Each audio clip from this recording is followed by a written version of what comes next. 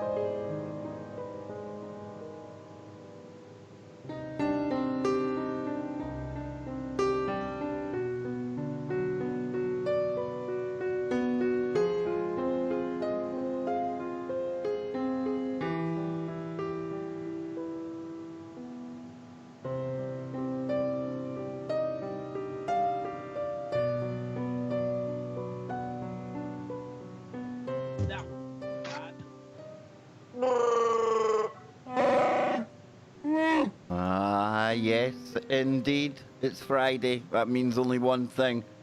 It's Freaky Friday. How you doing, Mr. Lopez? I am doing absolutely fantastic, Mr. Baker. Yes. How Raring to go, are we, Friday? Scott? Raring to go, are you? Yes. I'm always raring to go. The wingman is locked and loaded. That's what I like to hear, dude. And I believe you were watching some really good material today that I think will come up in conversation tonight. You were absorbing, you were ingesting some of that woo that comes from the finest of sources. The man with the hair, Giorgio, Ancient Aliens. Come on, dude. I mean, which one was it? What were you watching today? Well, I was, heading out to the kitchen to grab some pizza before the show, and I noticed on the television the old Ancient Aliens was playing, so I was like, well, which one is it? Because I think a lot of the older episodes are better than some of the newer ones, so, they've been going for a long time, so there's plenty of episodes out there, but this particular episode was the one where they were talking about the Vermanas, in the ancient Sanskrit texts and all of that stuff, and I was just like, yeah, that's just some wild stuff, the technology that was described in those texts and the sketches and diagrams that were drawn of the flying machines and the descriptions of, what kind of fuel to use to power the engines. And see, dude, this is why Jimmy Jeans the other day, I don't really frequent the forums, the Before It's News, Above Top Secret, or in this case, Godlike Productions, but I took a look at this thing about Antarctica that he talked to me about and sent me, and it was just like you're talking about here. It got into so much of the minutiae, the details, and that's what made it so compelling, so intriguing, and really... Well, because there's a lot of stuff there. I mean, there is a lot of stuff that does need to be looked into and investigated and talked about, and there is a lot of stuff that's been covered up, and a lot of stuff that we haven't been taught. The stuff we've been taught is not actually what really took place. And going back and looking at a lot of these ancient texts and stuff from other cultures, I mean, that's pretty important. I mean, just because it's not your culture or whatever talking about it doesn't mean it somehow doesn't have relevance or anything like that. They're just talking about something that they experienced, they witnessed, and the knowledge that they have. So it's all part of the same tapestry, Scott. It's all part of the same tapestry of woo. You can have places separated by geography and time, but you still have to look at everything and try and connect them all together. And like I say, you can't get that appreciation for the greater picture without looking, especially at the things that maybe go against what you yourself believe. And there was a quote I looked at the other day. I got it off a channel that I watch on YouTube, Peak Prosperity. It was quoting Aristotle. Turns out it wasn't Aristotle's quote, but it's still kind of true, Scott. And it was talking about the ability to hold two opposing or contrary positions in your mind at the same time, so that you can better analyze them, debate them, and from there, obviously, look at everything. Like we're saying, stuff that even doesn't conform with what we truly believe and hold true.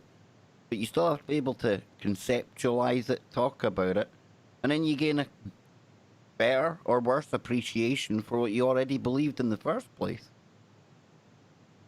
Exactly. I mean, that's why, that's why there's the term knowledge is power. I mean, you have to be able to see things from all angles, even if it goes kind of against what you feel is the more logical choice or whatever. I mean, in your mind, but you have to be able to look at everything from multiple perspectives and views and all of that. Because then you, like you said, you get a greater understanding of the actual subject and why there are so many differing views and angles and all of that. So, yeah. Knowledge is power. Knowledge is power, right? But information, it can be so dangerous. So dangerous. And I think that was adding to the confusion of 2020. We were talking before the show about how really the people that were destined for the wood chipper. Remember the wood chipper that Joe and Popeye had? Remember they promised us they would do 24/7 when things got a bit weird, a bit wacky. They're missing. They've gone AWOL, Scott. And I would like to officially announce today that I hereby declare that Popeye and Joe Joseph have contributed greatly to the weirdness in 2020. Because the wood chipper that they once manned is empty. In fact, no, it's been taken over by the people that were destined for the wood chipper. You see, this is what happens, Scott, when the wood chippies become the wood chippers, right? Oh, okay, yeah, I blame them, yeah. but I blame them too. Really, I mean, a lot of people point at like more famous bad guys out there. Me personally, no, it's Joe and Popeye I hold entirely responsible. Yes, there's a poor wood chipper out there that's running that is completely unattended. It's been sitting there idling for a very long time. Yep. Gathering dust, I'm your shadow of the chipper it used to be, but listen, I ain't gonna wood chip you, but I am gonna head on over to the Freaky Friday Wookiee cave, where all of us hang out on a Freaky. You get your chance to run over there right now, tfrlive.com/chat. You'll get in there. We've also got a Wookiee in there. We've got another Wookiee, and we've even got... Come on, man. There you go. I mean, come on. When Joe Biden's telling you to come on over to the Wookiee cave, how can you say no? So then, indeed, Scott. So... I don't know if I... You're not happy? You're not happy with Uncle Joe? I'm just saying, if Uncle Joe asked me to go into a cave with him, that's why I added that extra bit of creepiness to the clown music that we like to play on the show. But in the I almost said in the wood chipper, not in the wood chipper. in the Wookiee cave, we've got me, but it could be Dave. Sometimes we switch between the two on a Friday. Sophia the robot, looking good. And then into our real Wookiees in there. We've got Bam, Wise Wolf Radio. Big shout out to a fellow host right here on your number one network, tfrlive.com. We've got Boy Solomon. No temple building. Solomon, I'm watching you. Keeping an eye on you. We've got Poggle in there. Onslow, the Waffle Buddy. Cold Brews, goes well with waffles. Psycho Dave, Camet. We've got Buzzacino in there, Daryl, Little Giant, always confuses me. Aye, it's been an epic journey that we've been on, man. Yes, indeed, Epic is in there. Epic, we need to get you back on, dude. Hang out and get into that very, very deep and interesting mind of yours. Enjoyed the last time, dude. We've got All One, No Voter ID, and Spirit's Journey. Yes, indeedy. And before I forget, you mentioned Ancient Aliens, Scotty. Over the weekend, Warrior Mode will be back. It will be back this week. And I have got the pleasure of Lon Strickler's company. Now, why am I smiling? Because tonight, well, Lon said to me when I first spoke to him, I shamelessly said, Lon, is it okay if we use your website for material? He's like, yeah, of course it is. Me and Scott had been using it anyway. So that was kind of wipe the sweat off the brow. We got away with that one. But he's going to be on tomorrow night. And he also goes on Ancient Aliens a lot as well. So I think that's a good kind of place to start, Scotty. But I want to kind of pick your brain about what you were seeing with these Vermanas, because it seems to tie in with a lot of the woo that myself and Jimmy Jeans were talking about just the other night here on KBS. Well, I mean, it's just fascinating to me. I mean, the whole ancient technology thing has always been something that I've been really, really into. I mean, it's so fascinating. And when you start looking into it and you start looking at all of the knowledge and everything that was, documented in these ancient texts, and a lot of these texts still haven't even been read through. I mean, I just saw the other day an interesting picture of there's some library or archive in Tibet or something where they have thousands of these old ancient scrolls and books and stuff, but nobody's allowed to read them.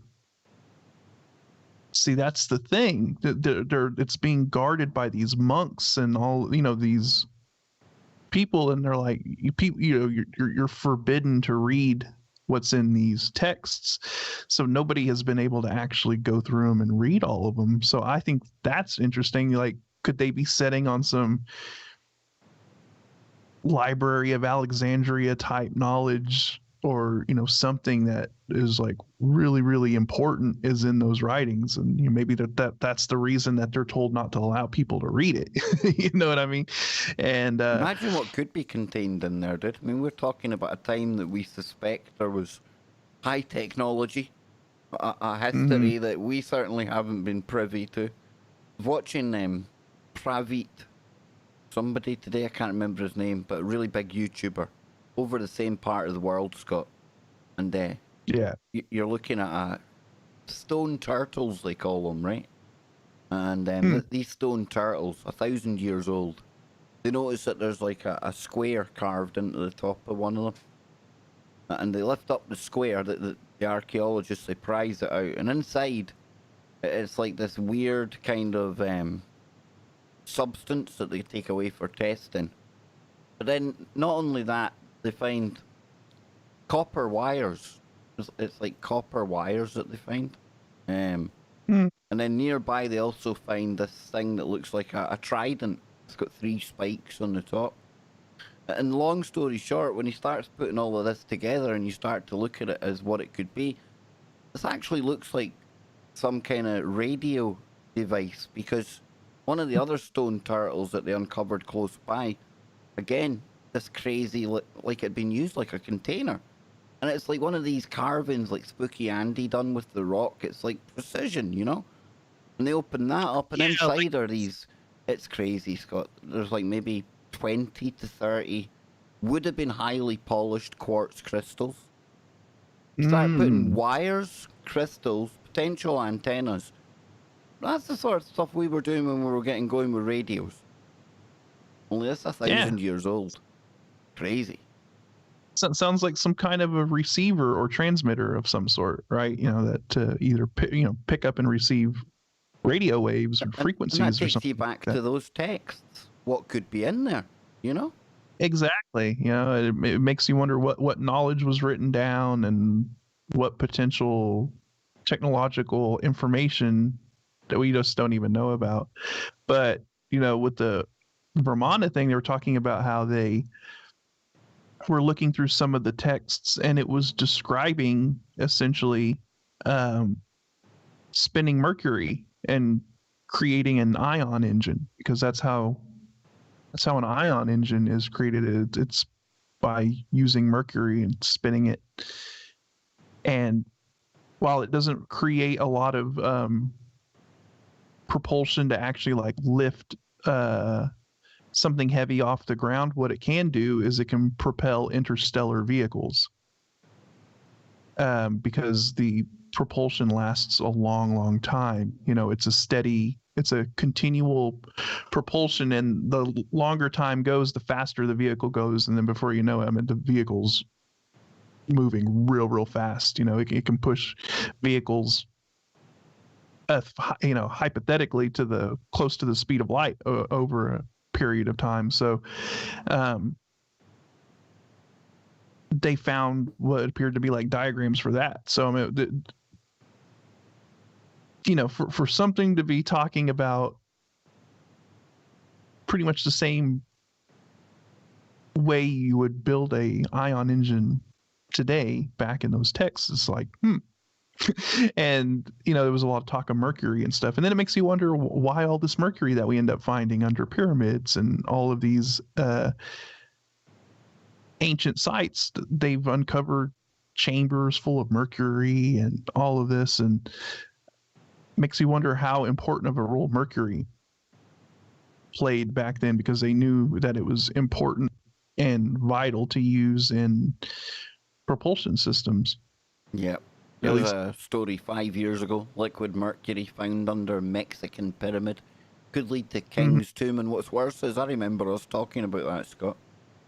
Remember us talking about the large quantities of the substance under ruins of Teotihuacan. I got that. See, how the hell can I pronounce Mayan names and I can't even get English right? And discovery that could shed light on cities' mysterious leaders. Yes. Mm-hmm. Then all of a sudden you kind of look at that picture of the Mayan laying back in the contraption. Yeah, that's a famous image. I'll send that over to the chat room right now. Eric von Doniken, he was the one that really, he was the one that put it together. I mean, people had seen the image before that, but he really popularized it. Yeah. Yep. And if you're in a spacecraft and it's powered by an ion engine, you would probably need mercury to do that. And so just very, very interesting. Yep. Yeah, there it is. I'll send that to TFR right now. Here we go. That definitely, I mean, when you see that, I mean, it's pretty quite small there, the one I've got. Hang on, I'll bring it over. I mean, it looks like he's got something up his nose. For a start. Could be oxygen. If you look at it the other way around, because it looks like it's almost up and down.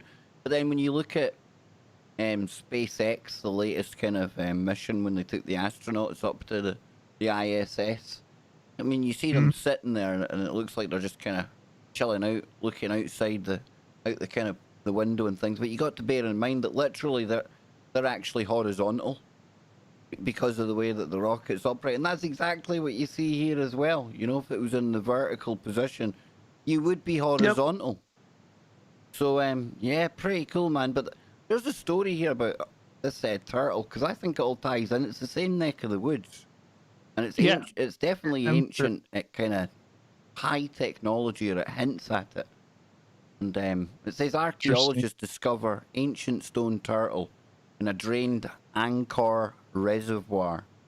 Now I'm gonna I'll send this to the chat room at TFR. I think the last picture didn't actually send because of the file it was, but hopefully this one will. You'll see the stone that I was talking about. No, it's not letting us send the actual picture there, but if you just picture like a turtle's back, but a stone, and then it's like a square carved into the top of it, folks. And what it says here is, last Wednesday, and this was in May this year, last Wednesday, archaeologists conducting excavations at the Angkor temple complex in Cambodia unearthed a large stone turtle statue thought to date to the 10th century AD. Now reports Sofeng Chiang for the Associated Press, and the sculpture is one of several rare artifacts recovered from temporarily drained Sra Srang Reservoir since work began in mid-March. Now, according to China's Xinhua news agency, researchers found the sandstone turtle while excavating the site of a small temple that once stood on an artificial island in the middle of the reservoir. Now, after the team determined the temple's location earlier this year, workers lowered the reservoir's water level enough to allow the dig to commence. Mao Sokni, an archaeologist with the Aspara Authority, which oversees the temple complex, tells the AP. Says the turtle is 23 inches wide, 37 inches long, according to AP, and its shell is blank aside from a square etched in its centre. Chia Soshiat, director of the excavation project, tells Khmer Times. It says the turtle is known as one of the avatars of the Hindu god Vishnu, says Sochiat, and sometimes turtles are placed as votive objects in a temple's foundation or at its centre, and many of the temples and structures at Agartha, capital of the Khmer civilization between 9th and 15th centuries AD, were dedicated to Hindu deities including Shiva and Vishnu. That's according to the encyclopedia. And built in the 12th century, Angkor Wat itself spans some 400 acres near what is known, or now the city, of Siem Reap. It says Sochiat tells the Times that preliminary assessments suggest that the large turtle was buried beneath the temple to ensure the site's safety and prosperity. He adds that it may have been a valuable stone placed for the celebration of any religious ceremony during that time. And last week's excavations proved particularly fruitful for Sochiat and his colleagues. Shortly before they discovered the discovery of the stone turtle, the team unearthed 2 metal tridents, crystals, and a sculpture of a mythical serpentine creature known as a naga. Now, on Friday, now this gets really interesting, Scott, right? Let me pause on that naga there, right?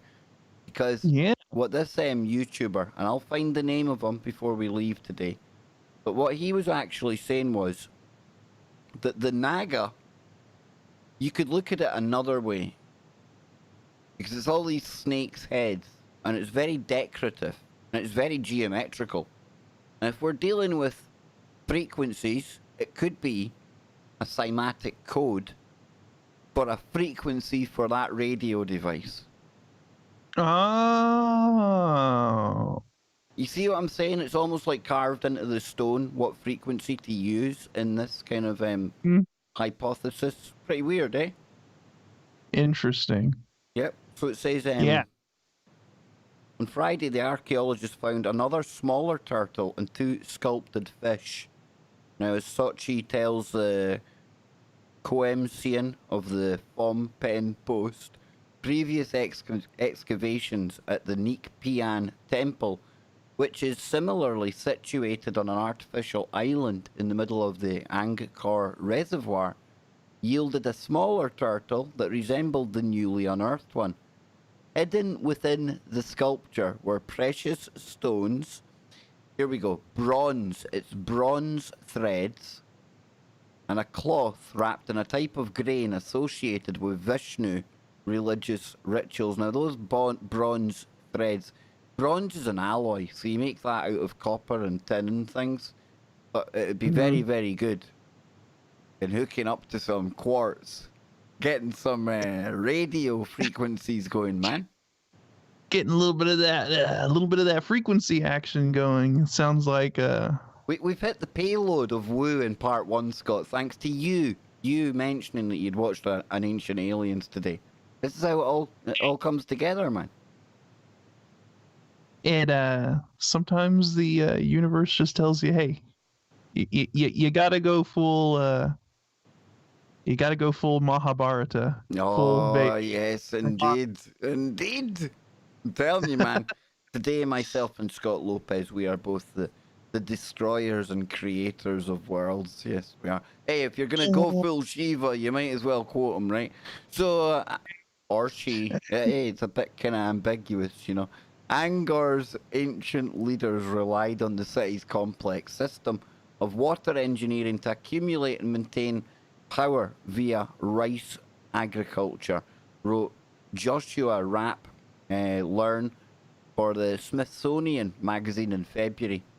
It says, per National Geographic's Richard Stone, the imperial city, or the imperial capital, became a medieval powerhouse thanks to a sophisticated system of canals and reservoirs that enabled the city to hoard scarce water in dry months and disperse excess water during the rainy seasons. And today, those visiting Angkor during the region's dry season can spot the remains of the Sra Shrang temple jutting above the reservoir's waterline. And there's another example, Scott, of how you've had this old world that's either submerged underwater now or under layers of silt and ground and rock and exactly.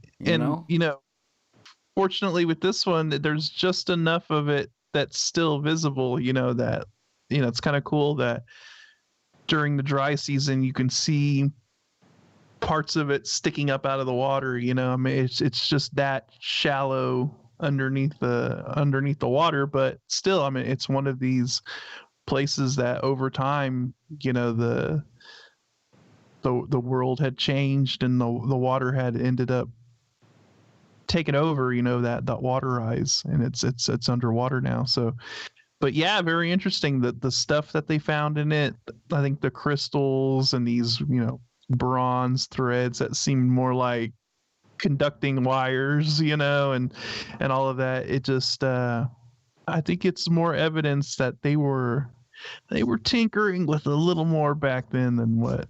Our boy Max in Germany. Max, if you're listening, you'll be proud of us, right, brother? Well, we've taken that stuff to a new level. We'll be back on the other side. Don't go anywhere. Freaky Friday, it's just got started.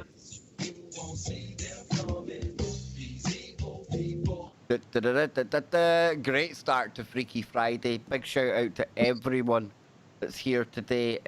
Absolutely fantastic. So glad you could make it.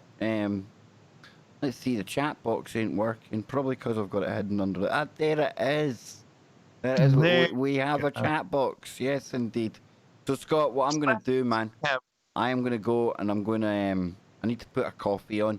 So, do you want to stay or do you want to get a drink yourself? Do you want me to put music on? Yeah, I got to go grab something to drink. Okay, you're getting the weird clown music. That's what they're getting, Scott. We'll be back in a minute, folks. Don't go anywhere.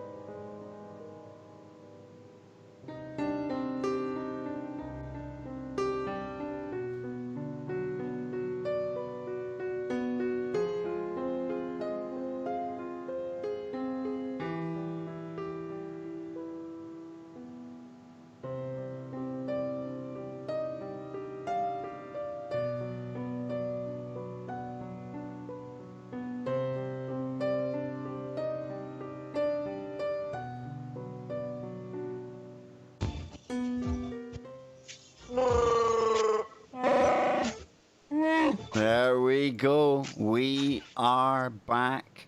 We are live. Scotty Lopez, what a start to this week's Freaky Friday, my friend. Wow. Didn't think it would get off to such a deep and rapid into the ancient woo kind of start. Usually we start gently, and that's the kind of thing we usually hit about part 5 of the show, man. I'm liking the look of it. Hey, you just sometimes you just gotta punch it to the floor, right? Just completely cut loose. Yes Indeed. A big shout out to Zoe and Jason, who's become a member of the YouTube channel. Now I'll play the alerts for that on the next break, so a big shout out for that. Thank you very, very much. But the Vermanas, Scotty, anytime I hear any talk of them, I must admit, it kind of makes me think of a very different picture of our past. Now, whether there was literally things like Star Wars going on in the heavens just around the planet or not, I don't know, but I am open to it. Because it sounds like there was, we've said it before and we'll say it again, but these in particular, when you get into the actual descriptions of them and almost like blueprints for them, they're laid out so precisely.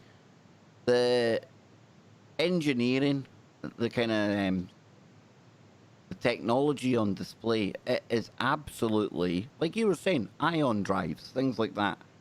To say it was ahead of its time, well, that's just us saying it was ahead of its time. It's already been here, obviously. Yeah. You know, we're the ones that are behind. We've fallen behind our own time. Exactly. We're just like rediscovering this stuff.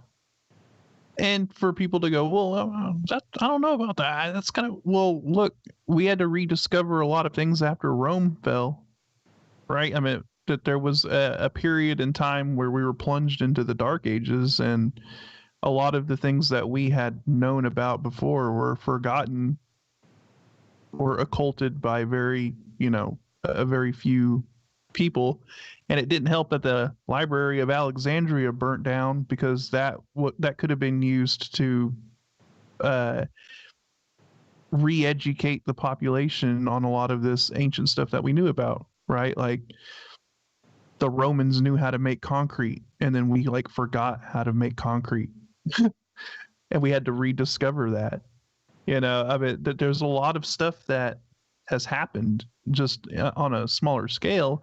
And so who's to say that hasn't happened on an extremely large scale when it comes to high technology and, what we consider groundbreaking technology right now? Civilizations had that stuff. The Atlantean civilization, it sounds like, had some pretty high technology, I would say, to be a So what do you think of that idea, Scott, that was put forward the other night, that Atlantis, in that thread that I read from Jimmy, myself and him got into, and that's actually going to be premiering on YouTube tomorrow night. Such a fascinating conversation. I'm going to shove that on, so if anyone wants to go and hang out in the chat room for that, you're more than welcome.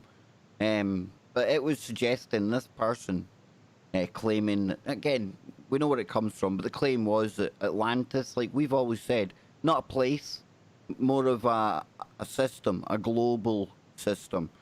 And then that this remnant of Antarcticans / Atlanteans almost starts to sound like Inner Earth type stuff, like Admiral Byrd, all of this good stuff. They've got an inner sun talking about all of that.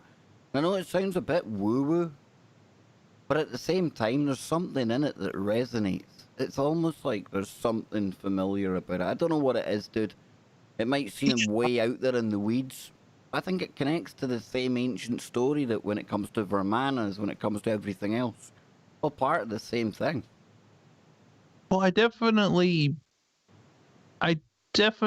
think that there's a case to be made for inner Earth, or at the very least a cavernous Earth, or a way that there's like these pockets, deep underground where the environment and everything is completely different, and somehow, you know, there's kind of an entirely different layer that is under the Earth's surface that allows for some kind of species or civilization or something to exist down there. So I'm definitely on board with that. And I think when it comes to like the Antarctic stuff, I believe that there was some sort of cataclysmic event or something that caused the Earth's rotational axis to be thrown out of kilter, and that there was this shift where the Earth had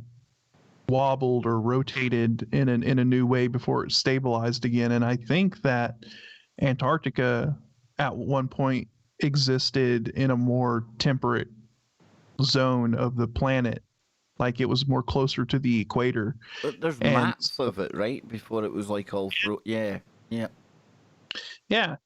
And so I think something happened to where, you know, the Earth was thrown off its axis and it ended up becoming the South Pole. I mean, that's just where it ended up landing, you know, when the Earth kind of restabilized. And so I think at one point there was probably a vast civilization that had advanced technology and stuff that existed on that continent. And then whatever this great cataclysm was that, you know, either wiped out that civilization or whatever, that's just where it's located now. It's down at the South Pole. And I think that there's a lot of stuff under the ice that we just, you know, it holds many, many secrets, I guess you could say. And why such interest in it? Why is it the only continent on the planet to where no other country said we're going to claim ownership of this? There was like this general agreement among everyone that, well, we're just going to share the continent and do international cooperative things there. And then why such difficulty to actually get access to it? I mean, not as far as the difficulty, you know, getting there, but like having access, that you got to go through all these kind of, don't you have to get permission to go to Antarctica and all of this stuff, and you have to be kind of granted access. You can't just decide. I've actually spoke to 2 people that have been to Antarctica. There you go. There's a claim to fame, right? We've got Brian Keating. He worked on the BICEP telescope program down there. And then Brad Olson. And I think Brad Olson's actually planning going back for more. I remember talking to him about it. He said the journey going across some of the most treacherous pieces of ocean that this world has to offer nearly killed him and the person that he was traveling with. You know, that was nearly enough to put him off. Getting there was a mission. I remember him talking about... It's not like it's very easy to get there, and that area between South America and Antarctica, that's a dicey... It's one of the most dangerous pieces of ocean to try to sail through. Not good. Yeah. He got to he went to a number of the stations from what I remember. No good woo though. I'd love to sit here and say he had some whistleblower that told him this and that, but I don't. I wish I did. But I am going to continue that thread that Jimmy came across. It's a very, very interesting. You know what makes it more interesting, Scott? And this is the danger in it as well. The fact that it does have so many things that you can go, we've talked about that, we know about that, and it just strokes a lot of that confirmation bias. Like, it is what it is, though. It is what it is. And do I think there's something down in Antarctica? I do think there's something there. What's down there? I don't know. I think it's something that obviously would raise a lot of questions from a lot of people, hence the secrecy. You know, whether it's a remnant of an alien past, whether we literally are looking at the grandchildren of the bad guys from World War II being down there, which pretty much was the foundation for the story that we had from Jimmy. I'm open to that as well, because we've had Doc Miller on the show, and he's told us often enough about his time down there. And something weird goes on in Antarctica. That's as far as I can definitively tell you, people out there. What it is, don't know. Exactly. I mean, there's just so many questions and so many things, and it's just like you can go down so many rabbit holes just on Antarctica alone, right? I mean, from geopolitical angle to, you know, aliens, it just anything. It's just like, why was, like you said, why were the bad guys in World War II so interested in going down there? I mean, what strategic advantage did they really have going down there, other than just for,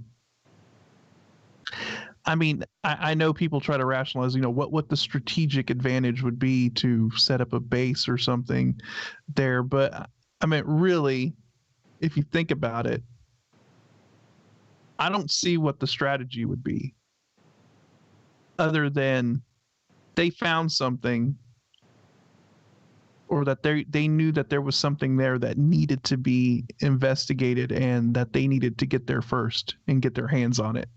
You know, that I think that was the motivation for the bad guys going down there.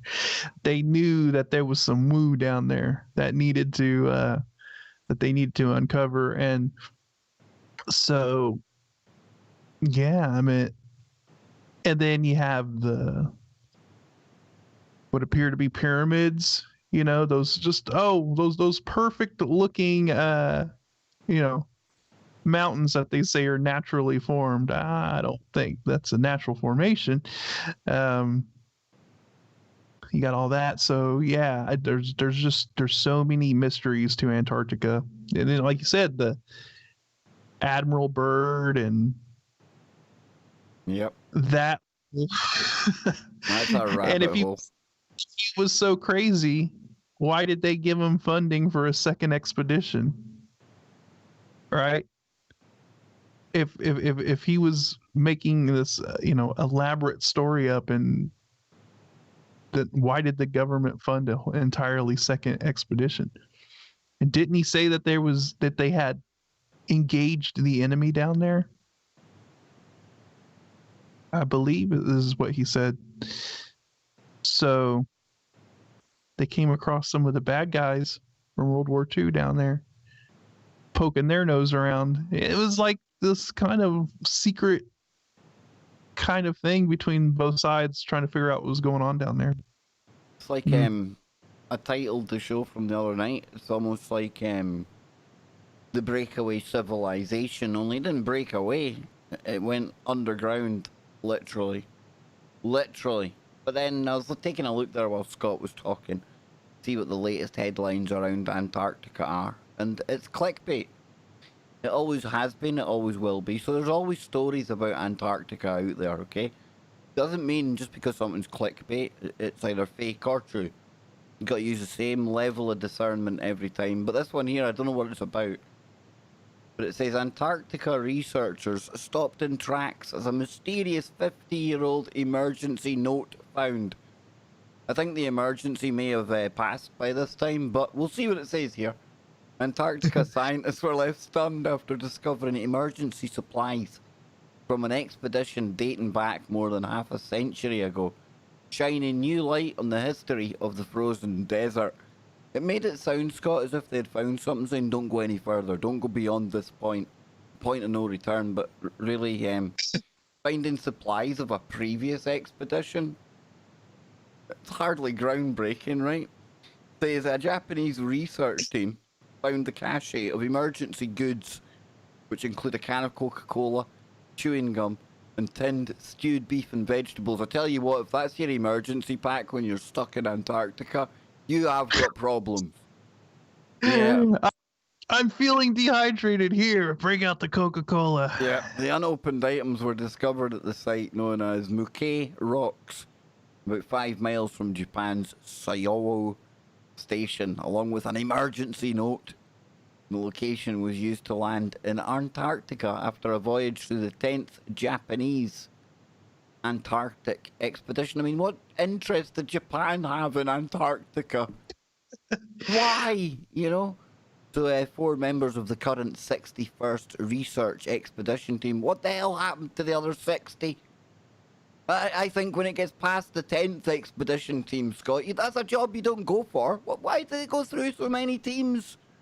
Anyway, made the breakthrough after travelling to the area of the frozen continent for observation research. They're researching how to observe things, and you have to go to the South Pole to do it? Really? So they spotted pieces of cardboard sticking out the snow, suggesting that they arrived in a box. These people are geniuses, aren't they? Imagine deducting that, Scott. Cardboard, snow, supplies. That was a box. God, give that guy a Nobel, eh? Damn, dude. Big brain. Not the best of Antarctic stories I picked, admittedly. Oh, there we go. We've got a strange alien-like sea creature discovered by scientists during Antarctica expedition. Now, think about that whole, is it Lake Vostok, Scott? Oh, yes, Lake Vostok. That's like an alien world, right? Because it's been sealed away for like how long? You know? It's been sealed from the... it's literally like frozen in time. Whoa. That's interesting.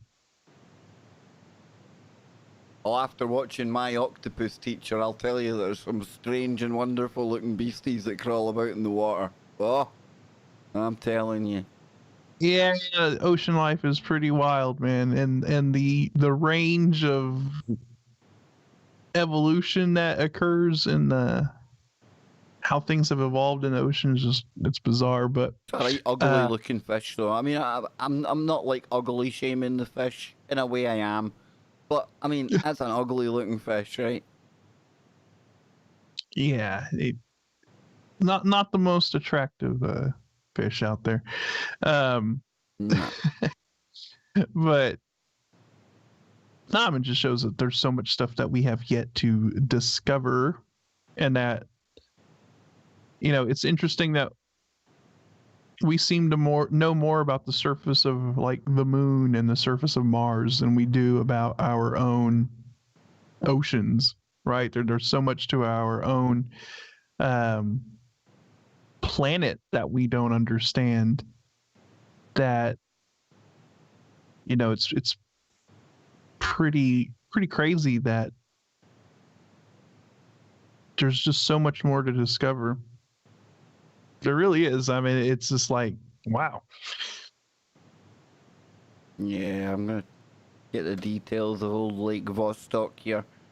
They try to do everything they can to try and not contaminate Lake Vostok with any sort of like microbial or anything, because they don't know. Because you don't want to pollute it. You don't want to put, you know what I mean? That's like a sterile world, man.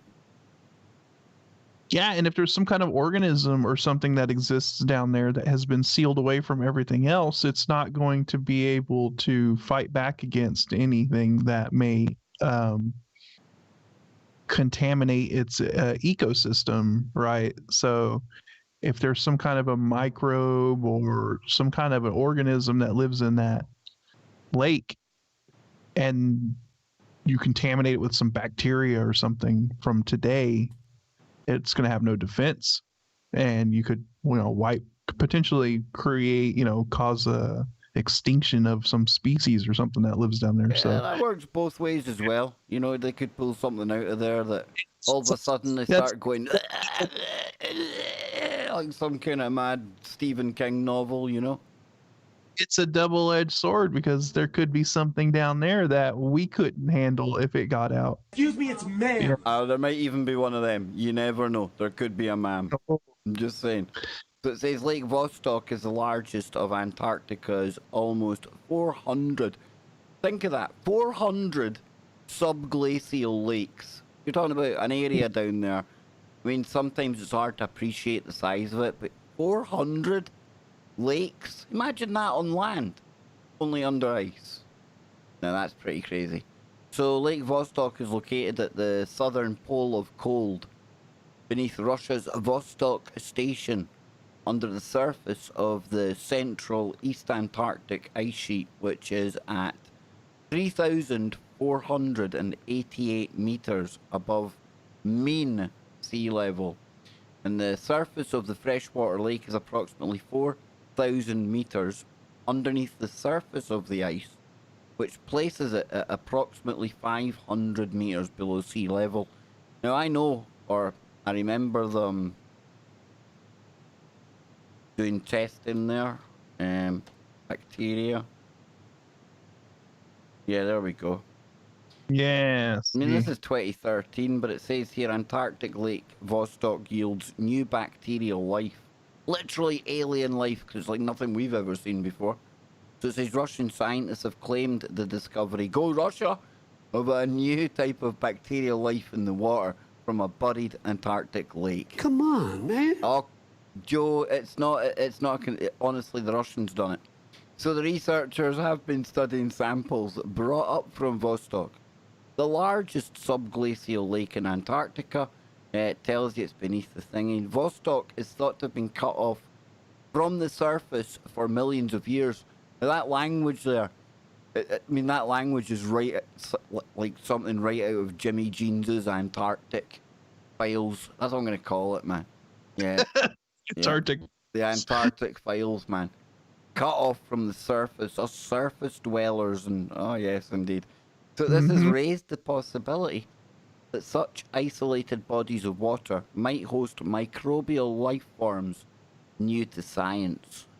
And after putting aside all possible elements of combination, DNA was found that did not coincide with any of the well-known types in the global database, said Sergei Bulat, one of the genetics laboratory at St. Petersburg Institute of Nuclear Physics. You know, before we go to the break, Scott, that's interesting there, the DNA. That was another thing that came up in the conversation the other night. I really like the thought of it. But the DNA itself reacts to the electromagnetic field of the host planet.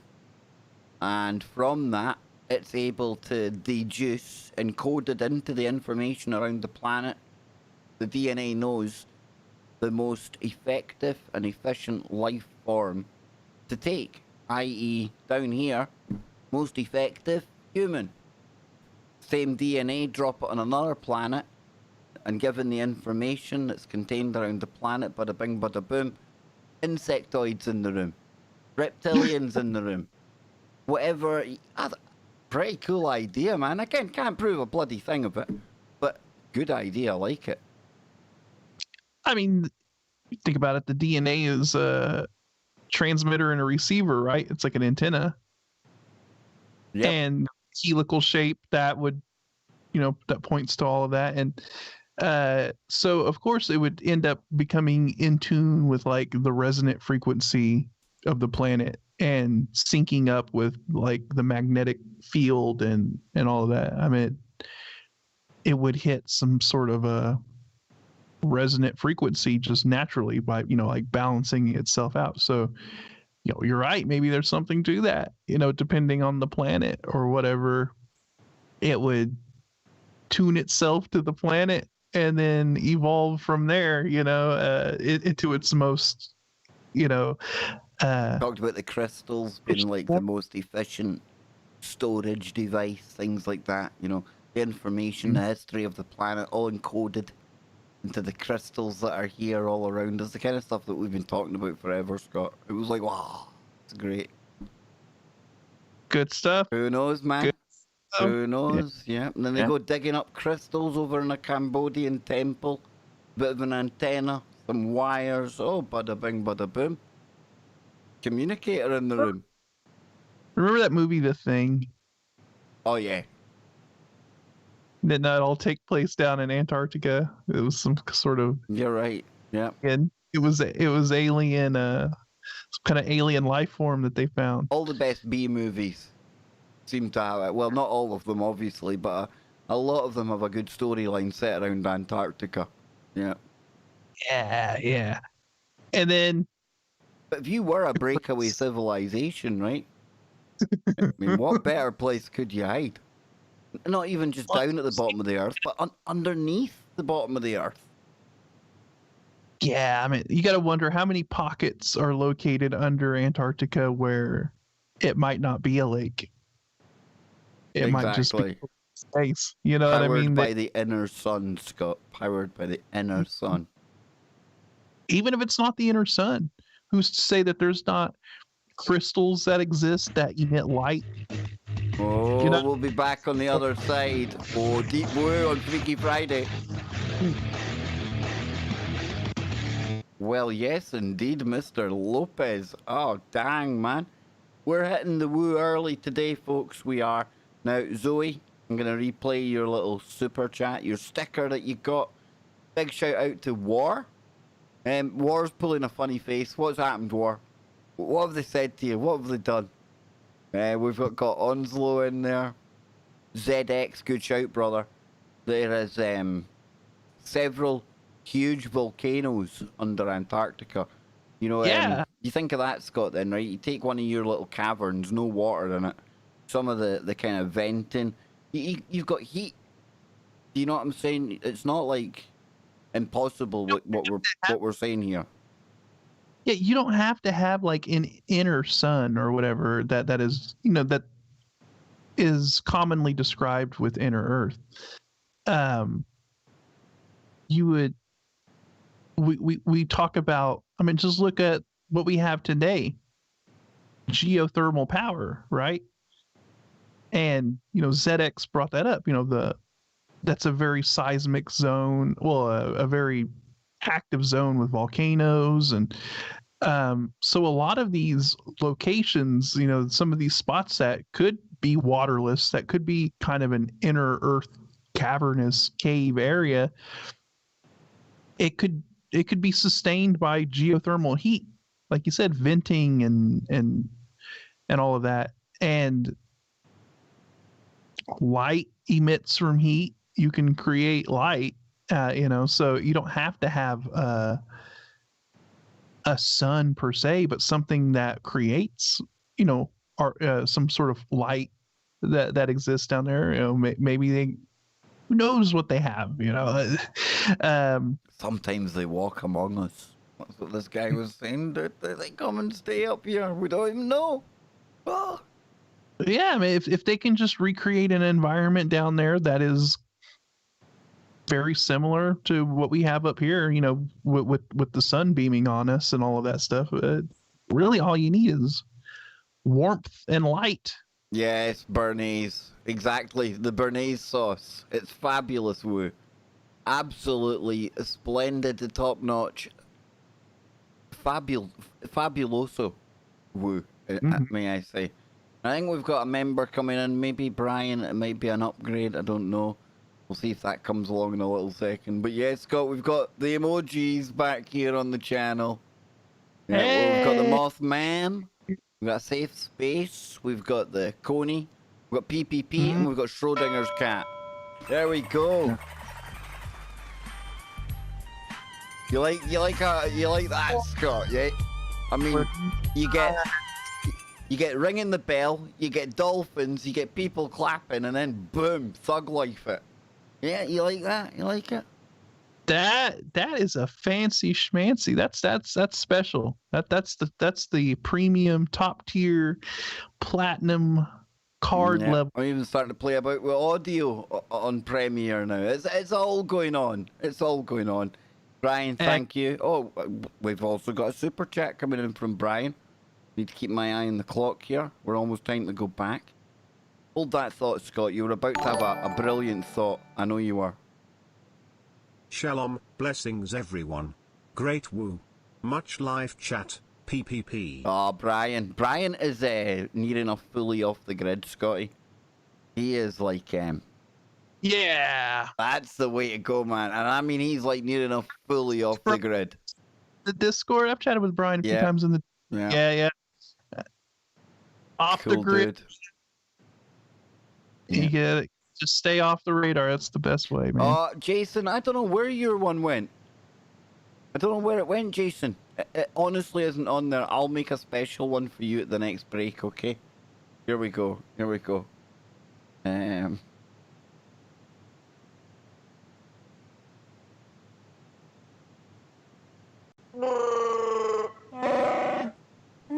Welcome back. 1 hour down already on this week's Freaky Friday. And of course, don't forget, coming up right after today's show, Brent Thomas will take you through the paranormal portal. And I can tell you already, this is going to be a great warm-up for that show. I've had a blast already, Scott. We're only an hour in here. We're hitting Antarctica. We're talking about crystals, inner Earth, woo. Had it all near enough so far, Scott. I'm quite excited by all of this, I must admit. Not aroused, just excited. Yes, just hey, we're just going where the information takes us. We're like woo miners, man. We found a vein. We found a vein of woo. A vein of voo. That was almost Scott. Some ooh la la, la vein of voo. So we found a vein of woo and we're following it, man. We're like a laser, dude. Exactly, and so now it has taken us to Antarctica and the mysteries that may lie underneath. And yeah, so like, you know, going back to the Admiral Byrd stuff, maybe he just flew into the entrance of one of these things, you know. And you also have to think about what sort of strange magnetic anomalies occur when you're at actual poles themselves, because I've always wondered what that would be like for your brain. Yeah, that's what I'm thinking, because isn't that the point where the most concentrated, like you've seen it's like the spaghetti shoots out from that one spot, right? Yeah, that's what I'm saying. That is like the most focal point of the magnetic, you know, poles on the north and the south. So you've got to wonder, does that cause strange anomalies? Do we even really understand what is going on a you know, even like a quantum level? What is that? What kind of effects is that? Oh, dude, I was watching a guy the other day. Oh, wow. You know how quantum's really weird? It's like, it's absurd. It's everything that you think you know about physics and you turn it upside down, right? But there's this boffin. I can't remember his name, Gerard something. But he's actually now, they're now starting to think, what if there's another layer? What if there's something that even underpins quantum? Yeah, dude, this is like crazy. You know, it's actually, if you watch, do you remember the black hole video I sent you? The one with the 4 cats sitting talking about the black holes? It's in that. If you watch that, when they get towards the end of that conversation, he starts to think, what could be affecting even the quantum world? What might be like underpinning that? Because that might be what brings together the quantum and the big like relativity, because the two of them, they don't connect. There's no theory of everything, right? So maybe like this guy's saying, there's something that does. There's something that literally it's all built upon. So for as weird as quantum is, get ready. 5 years from now, we could be talking about something even more bizarre. You know, it's like a video game character trying to come to the realization that they exist on a computer, but then going beyond that and then trying to figure out what the computer is made of and trying to dissect how the motherboard operates. It's like right? I said, dude, I think we've probably reached the limit of where our brains can take things, and there's a reason we can only take it that far. That's why we're dialed down to 10%. It would affect us if we could know what was really going on.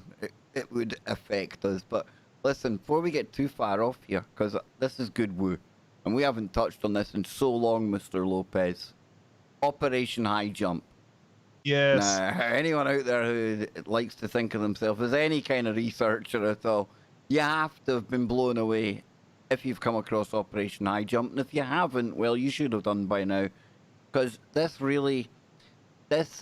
should be the thing that makes you really think about Antarctica in a totally different way. And it's Operation Highjump, officially titled the United States Navy Antarctic Developments Program. Bit of a mouthful. 1946 to 1947. Oh, hey! That noise there is actually a new member for people on TFR. Might be wondering what that is. Bit of thug life. Lisa! Welcome, Lisa. So yeah, it says here, and I find that interesting, you know, Scott, the fact it was 1947. Because you had Byrd talking about the fact that we might have to come to terms one day with craft that can fly pole to pole, like really, really quickly. And then in 1947, you had a craft of some nature turning up in Roswell. You know, 47 is a very interesting year for. You also had Jack Parsons opening a portal in the desert with L. Ron Hubbard, not too far from Roswell that year. Big year, 47. We think we've got it bad in 2020, dude. 47 would have been a year to be a podcaster, right? I was about to say 47. Can we just call it the year of woo? Like, it just was the year of woo. Pretty that's much, all. isn't it? Yeah, it's like it gave birth to a whole heap of woo, man. Exactly. You know, the 60s is the kind of summer of love thing. 47. The summer of woo. Telling you. So, this was led by the officer in charge of Task Force 68. Again, what happened to the 67 that went before it? Don't go. And led by Rear Admiral Richard H. Cruzen, USN Commanding Officer, Task Force 68. Operation Highjump commenced on August 1946 and ended late in February 1947. Task Force 68 included 4,700 men. I want you to think about this, folks. This wasn't just like some jolly that they went on down to the bottom of the world, right? Yeah, 4,700 men, Scott. 13 ships, right? Lothar, are you ready? 33 aircraft. 33 aircraft. So it wasn't like they went down there for a fishing trip. They weren't like, you know? Yeah, because a lot of people get the perception that it was just like this expedition team of like 5 or 6 guys or something like that. No, this was like a task force. This was like an entire, This was a war fighting brigade going down there, you know, they're ready to take on. We didn't send that much down to the Falklands when we went to war down there, dude. Say it. It was a big group, a large operation that was sent down there. Big time, Scotty, big time. So it says here, Operation Highjump's primary mission was to establish the Antarctic research base called Little America. Wasn't New Schwabesland, wasn't that part of Antarctica? So you had like 2 of the major superpowers back at that time. Admittedly, one had allegedly been beaten in 47, allegedly.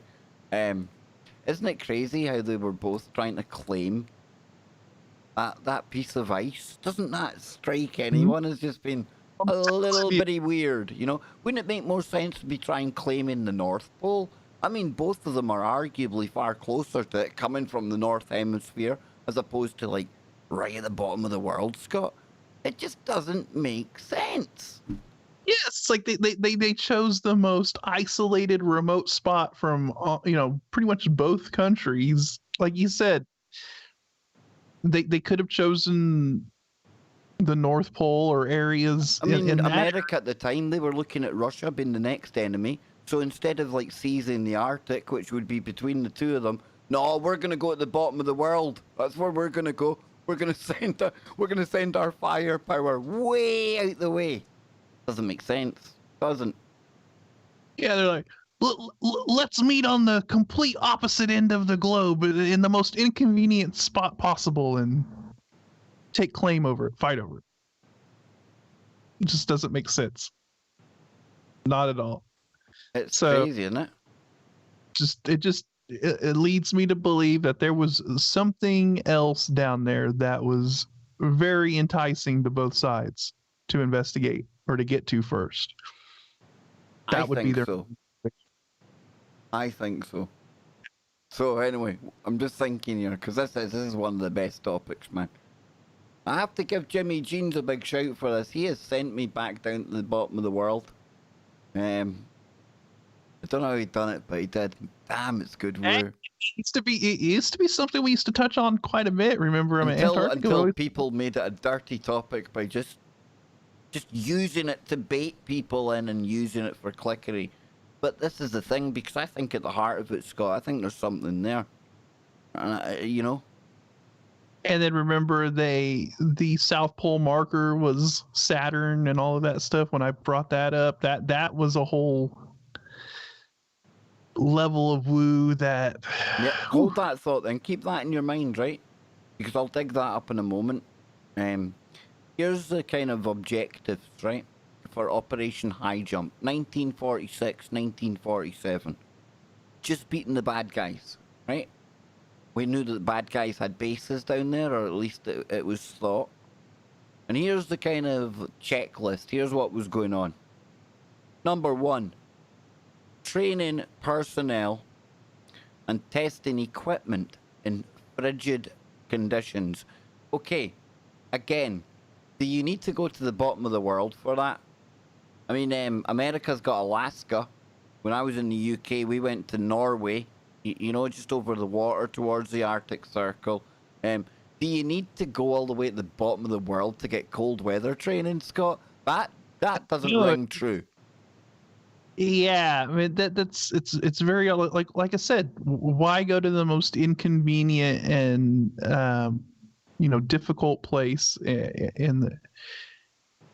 it's completely counterintuitive to pick that location when there are much easier locations. Like you said, you can go to Alaska, you can go to any part north of the Arctic Circle and do the same things. Even doing experiments like that at the top of a mountain that's always cold, you know, you could do that stuff in the Rockies and all. I mean, it doesn't make sense. It doesn't make sense at all. I mean, it just sounds like some kind of a lazy justification for going down there. You know, this is kind of like the cover story of, well, this is why we need to go down there. Yeah. Nuts. That's what it is.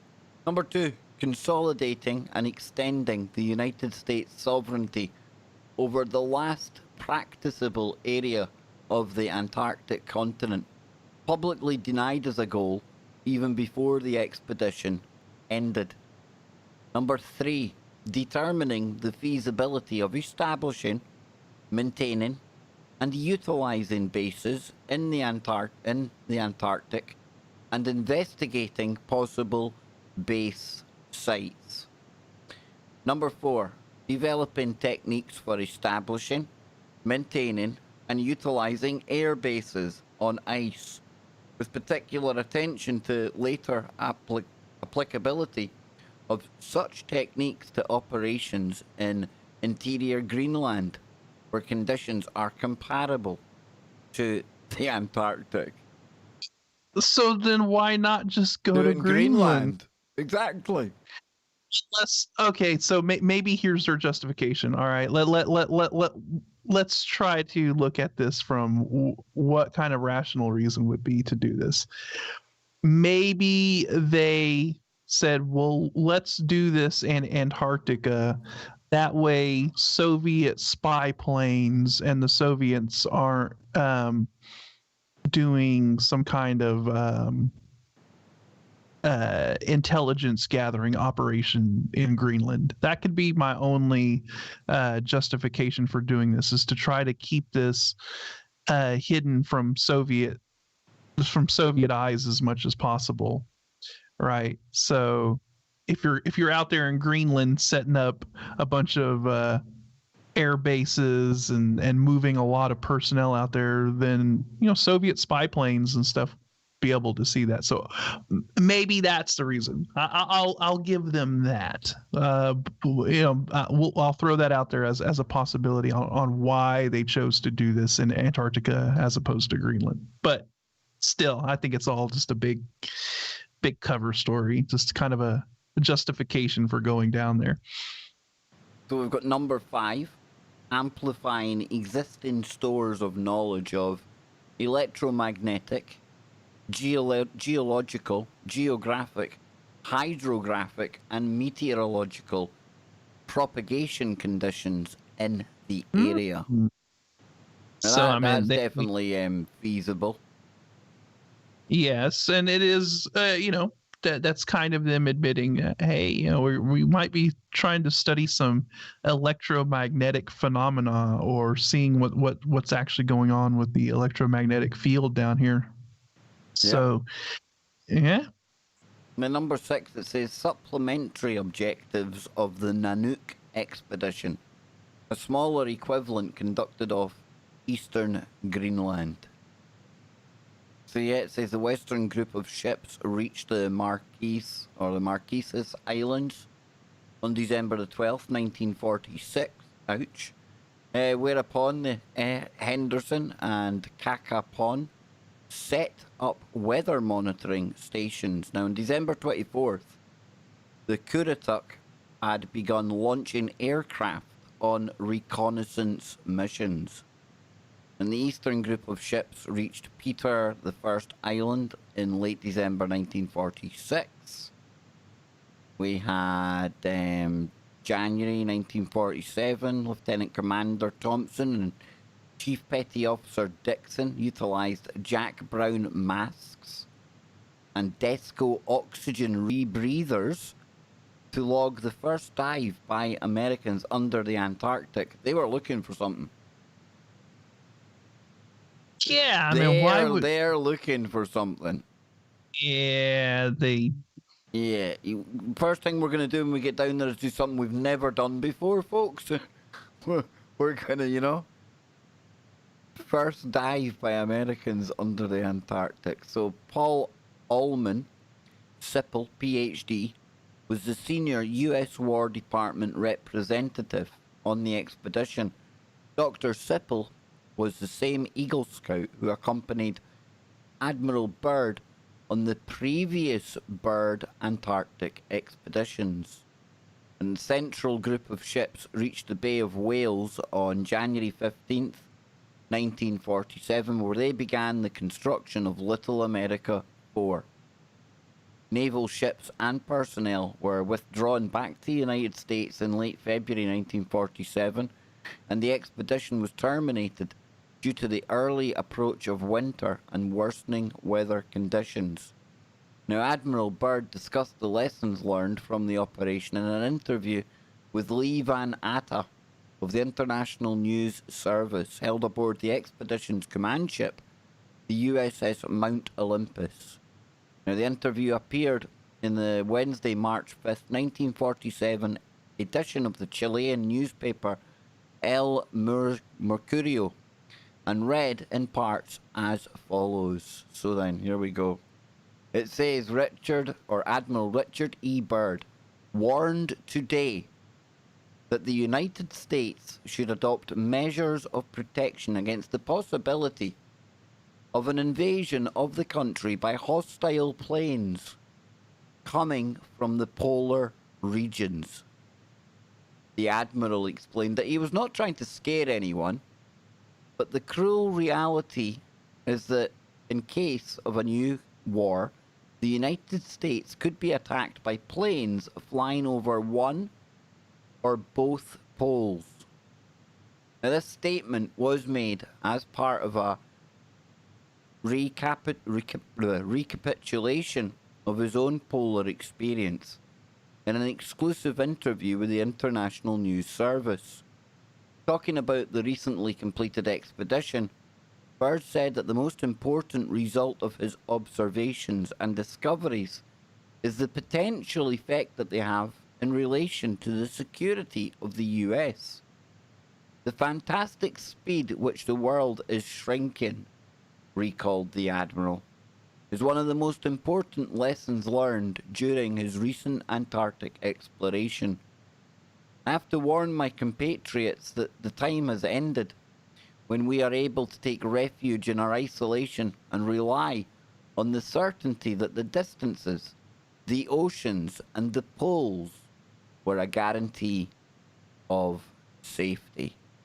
And after the operation ended, a follow-up Operation Windmill returned to the area in order to provide ground truthing to the aerial photography of Operation Highjump in 47 to 48.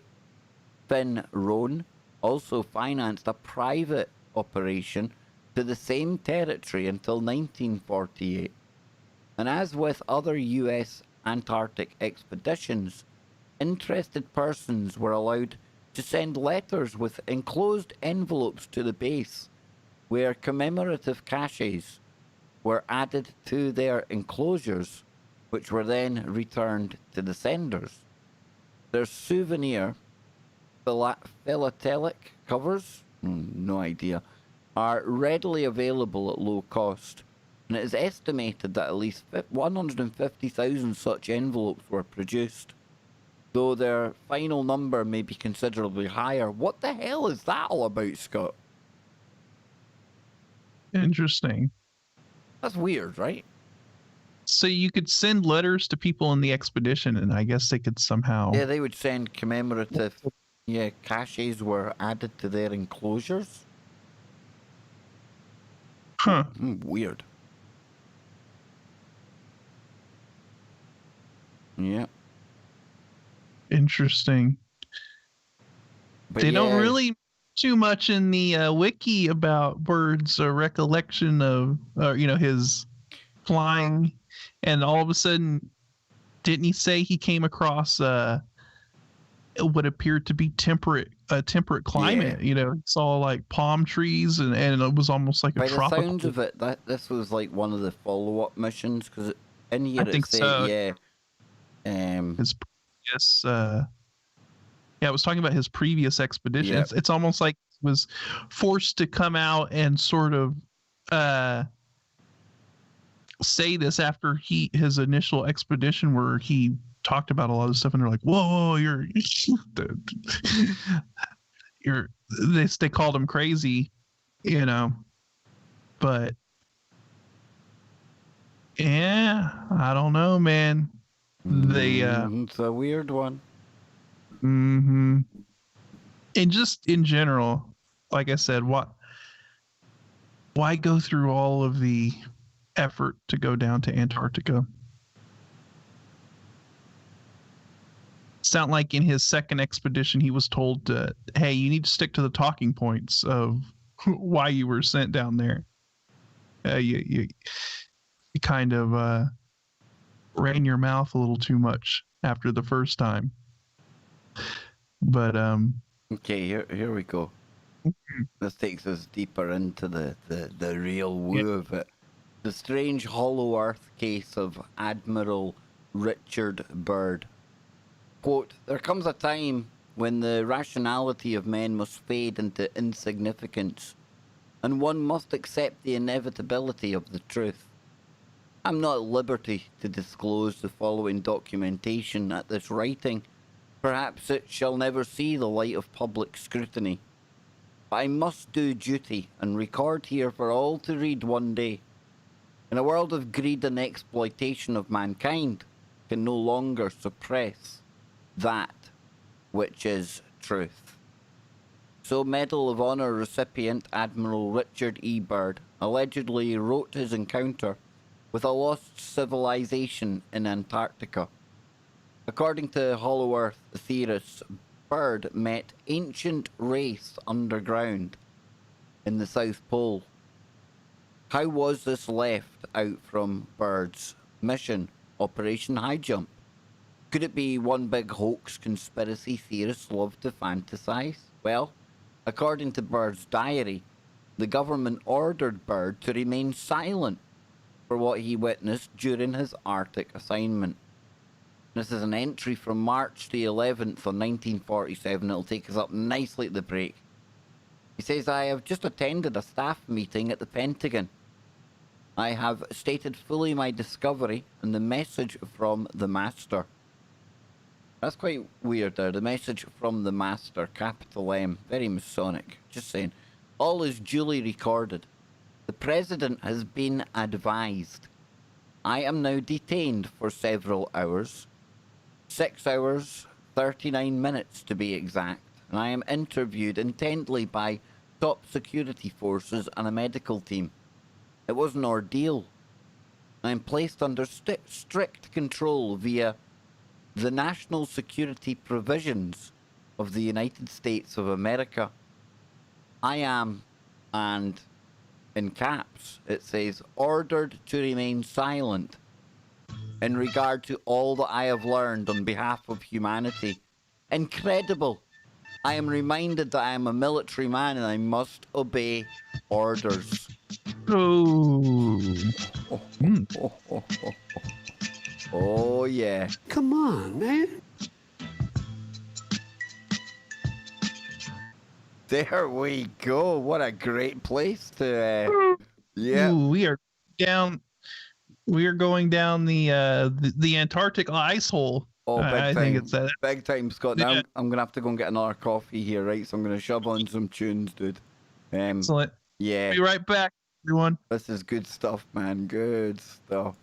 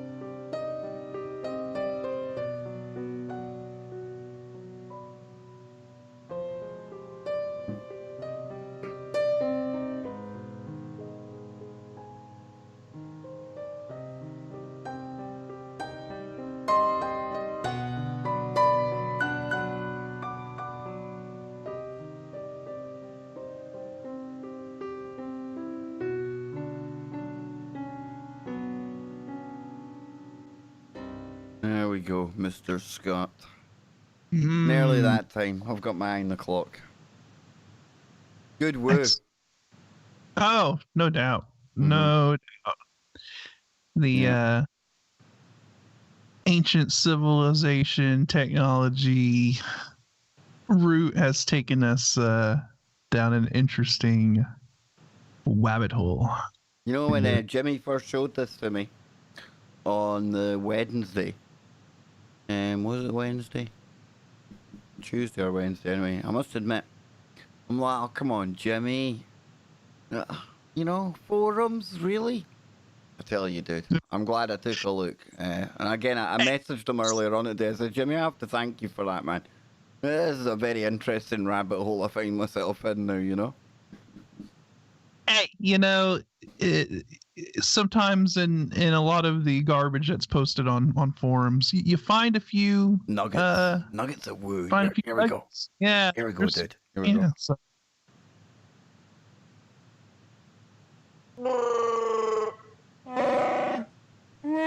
There we go. We're back. We're into the second half of Freaky Friday already. Can you believe it? This has been really quick. I want to give a big shout out to all of our listeners down in Australia. We've got Luna. We've got Mammoth. I see them kicking about in there. Come on, guys. We need to get together again, do another show real soon. Go back down under. We'll get Kevin, Nacy involved this time as well. So we've got that... conversation. Yeah, different hemispheres, different indigenous peoples. It's gonna be good woo. Good woo. And of course, I can't get away from, we're talking about kind of Antarctica. We had ancient aliens with the Vermanas, Scott. And the two of them do link together because the same bad guys from World War II were trying to reimagine, rediscover some of the technology that's already been lost. And you could argue that maybe some of the craft, some of the technology, some of the physics that perhaps a breakaway civilization has down in Antarctica didn't just come from the Vril and all that crazy woo channel and stuff, but could literally have come from places like Tibet, like Cambodia, because they were out over the world looking for all that ancient knowledge, you know? So, yes, I'm enjoying this, and of course we're going to dive back down into the whole Hollow Earth thing in a moment, dude. This is great. Yeah.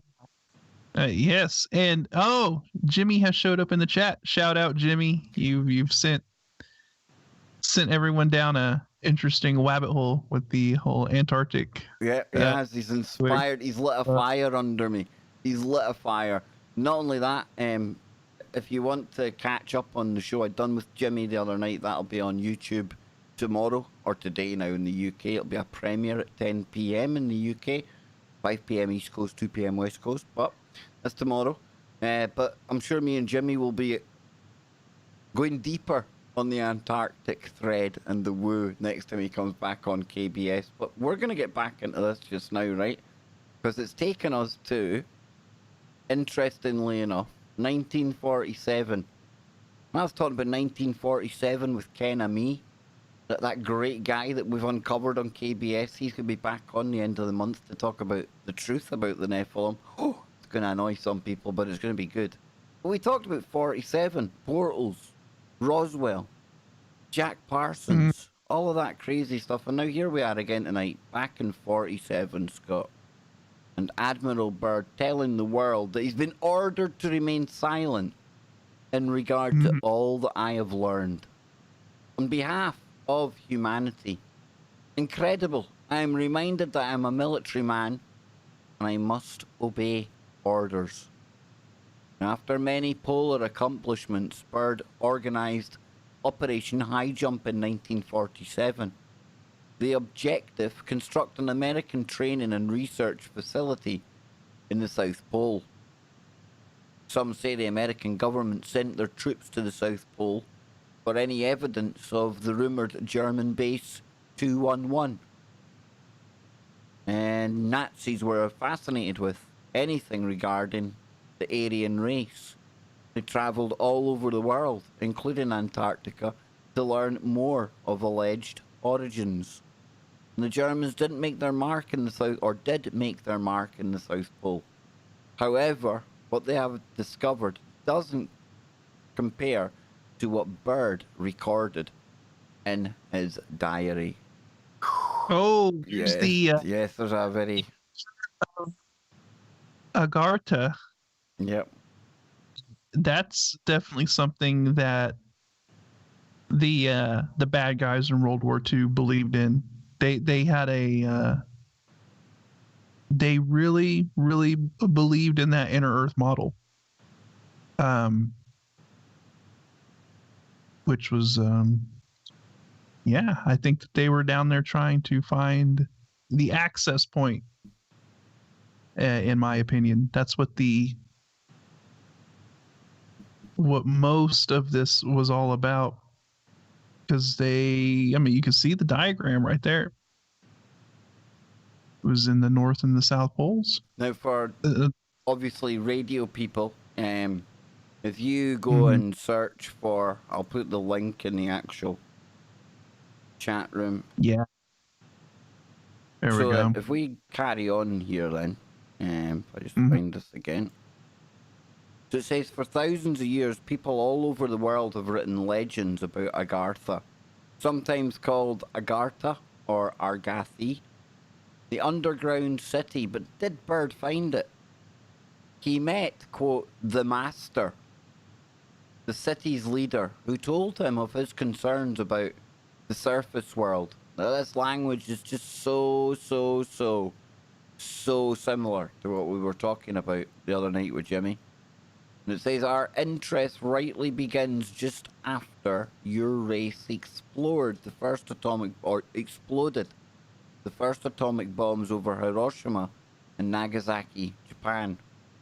It was that alarming time we sent our flying machines, the Flugel Rads, to your surface world to investigate what your race had done. You see, we have never interfered before in your race's wars and barbarity. But now we must, for you have learned to tamper with a certain power that is not for your man, namely that of atomic energy. And our emissaries have already delivered messages to the power of your world, and they do not heed. That's interesting, right? Because there's the whole we were talking before about Roswell, New Mexico. You're talking about a place there that's had a bit of testing going on and playing about with atomic devices and things, Scott. So, is this one of the Flugel Rads that they talk of? Flugel Rads, yeah. I mean, that's very interesting. So, okay, let's get your Flugel Rad out, Scott. Exactly. Let's take this. Let's look at it from this angle. Let's go down a different route here. What if the Roswell incident was one of these Flugel Rads doing reconnaissance or overseeing operations for Agartha, right? Looking at our capabilities and what we're doing.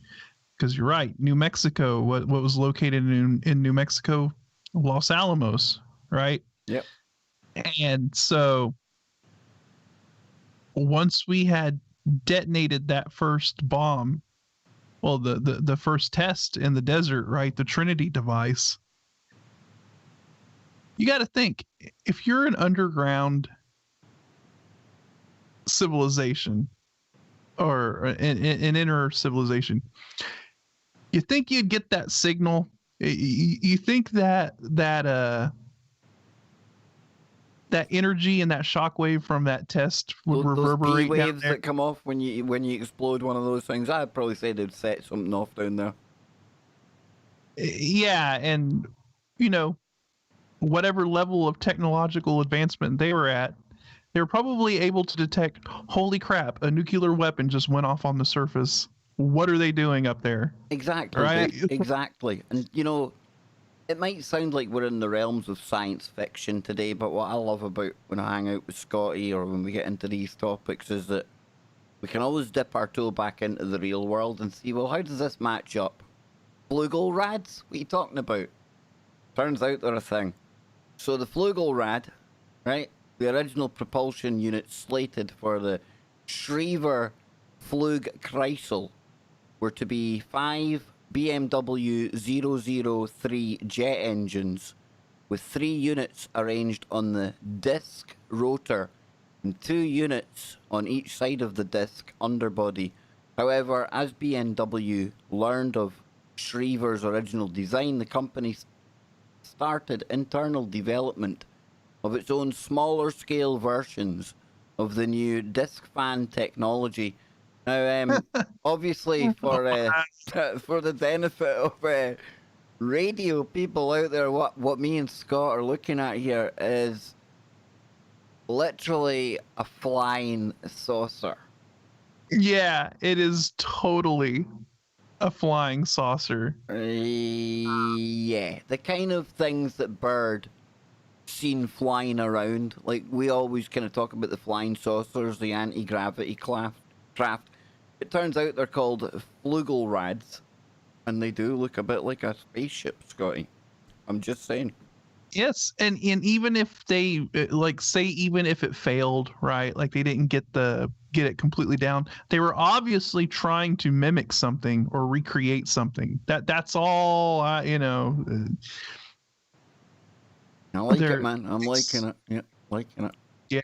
So, yeah. Let's get back to the man then. So then, it says here, the master of the city who told him about his concerns. So we got the whole warning about the atomic detonations, and it says apparently the government knew about Agartha before Byrd. According to the master, places such as Tibet, the Great Pyramid of Giza, and the North Pole all have tunnels leading to Agartha. Exactly. What else did the master teach Byrd? What about the rest of the Operation Highjump crew? Byrd didn't uncover the underground world alone.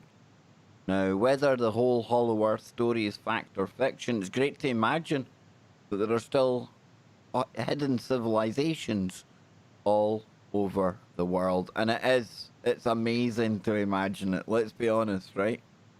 Yeah. That whole thing is just wow. Like when I first heard of, read about and looked into all of the Admiral Byrd and Operation Highjump stuff, I was like, oh man, okay.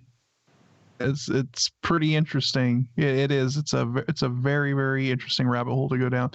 And yeah, these flugel or whatever they call these craft. Flugelrad. Yeah, flugelrad. Love it, man. Get yourself a flugelrad. Can I get an electric flugelrad? Do you think Tesla does electric flugelrads? I wouldn't be surprised if Elon all of a sudden comes out with some flying aircraft that looks like a flugelrad.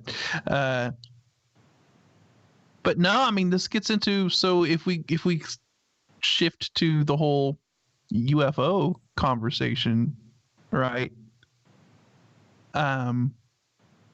What if a lot of these aerial phenomenon are not actually coming from outer space or another planet?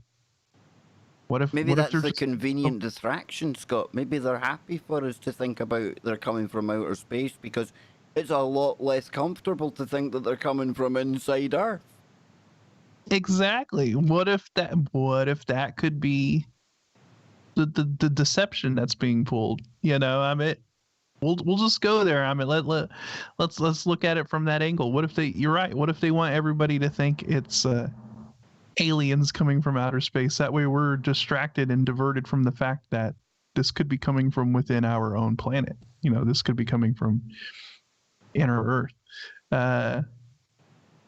I think it's something that should be on the table to think about. And look, you see a lot of these UFO sightings. It looks like these craft are coming in and out of mountains, right? Coming out of the side of mountains, or they'll descend into the ocean. So what if we're not talking about like ancient alien bases that were built on the planet and like hidden in certain areas? What if we're just talking about them emerging from deep within and doing a little bit of scanning around the surface and trying to see what us crazy humans are doing, and then flying back and reporting back to the master, Kev. Blah, blah, blah. Do you think they're all good down there, though? I mean, this breakaway civilization, they sound like they're pretty cool, pretty chill. I think we would fit in well with them there. But then I have to keep in mind that 800,000-year-old story. And we talked about the Australians earlier on. And this, you see, we go back even further in time. And at one point, this planet wasn't ruled by people that looked like you and me, Scott. Call them orcs, call them whatever you want. Where did they go? Now, I would be happy if I found out they went off-world, but now I'm starting to get very concerned that they might be a lot closer to home, like down under my feet. Or what if they are from off-planet and they set up shop in inner, or deep in these underground areas that they knew we would have very, very difficult. It would be very, very difficult to get to them or figure out where they exist at. So I mean, there's that possibility as well. It's just there's just a lot of speculation, but I definitely think that plays into the whole USOs and a lot of this strange phenomenon that might not actually be coming from off-world. It might just be emerging from the surface, from deep in the oceans.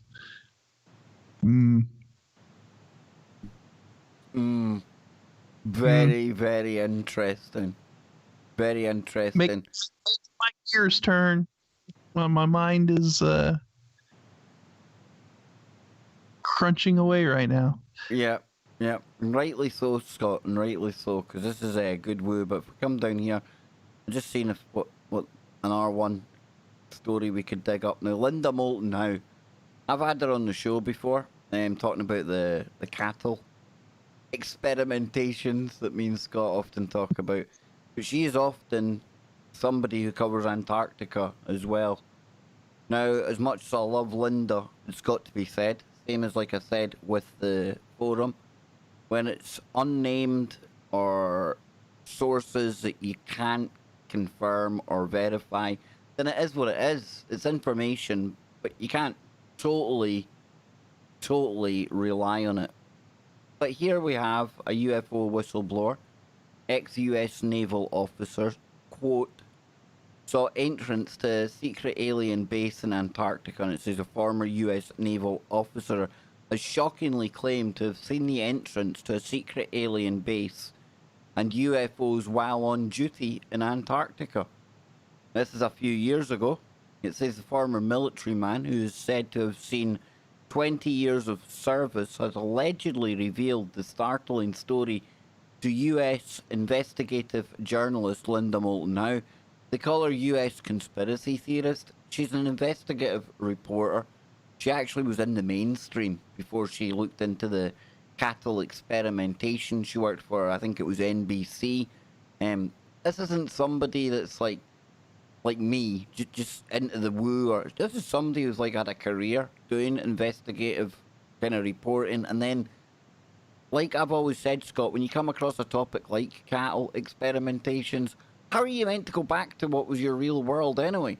It should rocket to the point where, like Linda's done, she's continued on it, If you look into something and you do some research and it ends up shattering your paradigm, right? Shattering your perception of almost everything. It's hard to go back. You can't just close your eyes and act like you never saw that information and shut it out. You can't just go back to sleep on a lot of these. Once you go full woo, Scott. Once you go full woo. That's it. You're there, man. You're there. Yep. So it says here, Mrs. House, 75, from Albuquerque, New Mexico, who has been awarded for her paranormal research through website earthfiles.com, says that she was contacted several times by the whistleblower, and she has only been referring to as Brian. Now, in a series of videos released on YouTube, Mrs. Howe is heard interviewing Brian about what he allegedly saw.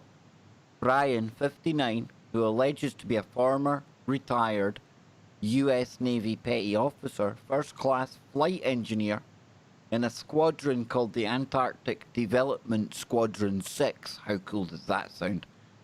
Claimed to have been part of a crew that flew through a no-fly zone above Antarctica and saw UFOs, aliens, and a giant entrance hole to an alien base. Now, let's stop there. Doc Miller, when he first came on with us, said there was a giant hole. Couldn't get to the bottom of it, didn't know what was down there. And then one of the later times he came on with me, he speculated, well, maybe we've got down the hole. Maybe we know what's down there now. That doesn't mean what's been said here is true, but it does line up, Scott. And along with Admiral Byrd, if that's true, there's an entrance somewhere, right? Yeah, dead. So far, I mean, that's what all of the, the information is pointing to. I mean, like you said, even if this is, I mean, it does line up with other things that have been talked about and stated about what may be down there and things that people have witnessed. And like you said, I mean, Doc Miller. We need some Miller time, don't we? Yeah, I think this is we're gonna have to get Miller on. I think his favorite Irish friend is gonna have to reach out to him. I'm sure he will be happy. He will reciprocate gladly. Yes, he likes his Miller time, man. So it says he was said to be stationed there between 1983 and 1997. That's 14 years down in the Arctic. Now, I get it. He wouldn't have been, like, down there the whole time. He's probably got leave and things. But that's a long posting. Now, does that suggest once you go into the Antarctic Development Squadron 6, that's you're kind of, you're limited as to where you're going since they are dedicated to the Antarctic, you know? You've made that dedication. Yeah, you've decked out, man. Either that or you're just insane and you want to get down there. So it says, in the videos, he claimed there's a top secret collaboration between humans and aliens. With Antarctica, a major research ground for the projects. Again, doesn't mean anything, but if you were having projects with aliens, probably one of the best places to do it be the South Pole, right? Yeah, I would think so. Look, John Kerry visited Antarctica to examine the secret bad guys' base. You see? We remember that. So it says the large hole was said to be 5 to 10 miles from the South Pole in the supposed no-fly zone. That alone, Scott, that alone. Right, it's beyond me why you would need to be flying over the South Pole anyway, but to restrict the airspace. A, why would there be any planes down there? And B, if there was, what needs to be hidden? Exactly. Why a no-fly zone? If this is, is it the penguins? Are they like flying kites? Have the penguins got drones in there that they might be worried about? What's going on? Yeah, if this is this international cooperation zone, nobody's supposed to own any of the area and all of that. And what major air traffic is occurring over the area? I'm not aware of it being some area where it looks like flights are taking off at LAX or something. I'm trying to think what would be a shortcut. Where would you be jumping over? But you know what I mean? No. And who enforces the no-fly zone? There's another question. If somebody managed to get to Antarctica and penguins fly their plane and they flew into the no-fly zone, who enforces that? Penguins, my friend. Penguins. shot down by one of them fluting whatever. Yep, the Flugelrads. The Flugelrads. Those are the ones enforcing the no-fly zone, Kev. Yeah, I like it, man. I like it. Yeah.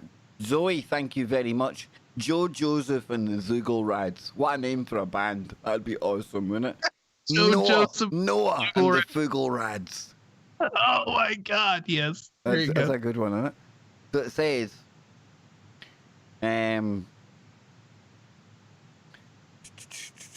yeah, the large hole, 5 to 10 miles.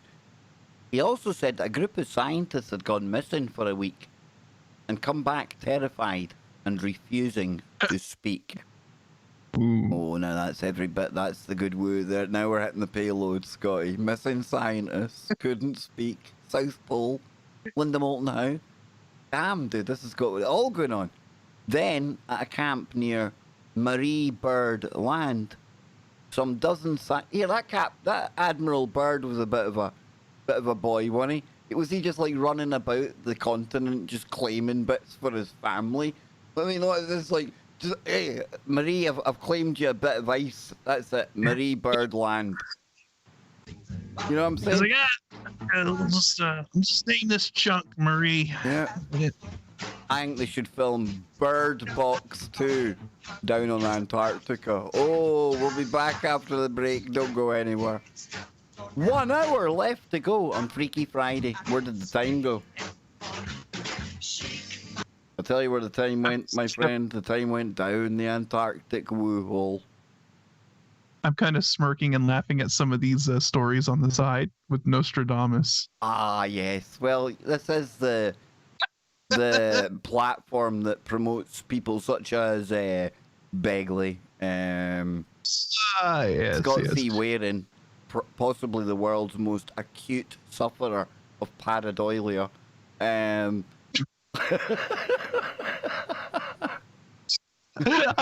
Acute sufferer. He demonstrates absolutely exquisite levels of acute pareidolia, because I truly believe Scott C. Waring actually believes what he's seeing. And doing that, no harm to you, Scott. If you're seeing the things that you claim to be seeing in all of these pictures of the moon and Mars and everything, have at it, dude. I mean, you've got yourself a good cottage industry going. I don't know, maybe I tend to not see the things he's seen, but yeah, the Express is we talk about, like, fake news and clickbaitery. These people are up to every bit as much as, people on YouTube. The alleged mainstream kind of, they're like, they used to be a broadsheet newspaper, the Express, but then they kind of condensed it down for stupid people like me and made it a bit tabloidy. And then websites came along and dumbed it down even further, again, for people like me. Hey, all rise. Yes, the king. We love you, king. Thank you for that, brother. Is Jimmy still kicking about in there? Hey, Lisa Roo, he's still kicking about in there somewhere. He's probably... I'm surprised he hasn't been over at his Skype yet. Hitting me up with yet more information on this vein of woo. Scott, I mean, the audience won't appreciate it, but we didn't intend to even get into this tonight, did we? Because we had a whole host of topics lined up here. Dude, yeah, you had an entirely different smorgasbord, an entirely different platter of woo, but like so much woo. It just shows that once you hit on the vein of a good subject and you go down that rabbit hole. I mean, hell, we've already blown through over half the show, so we've got some good Australian woo here, though. I've got a good bit of Australian woo.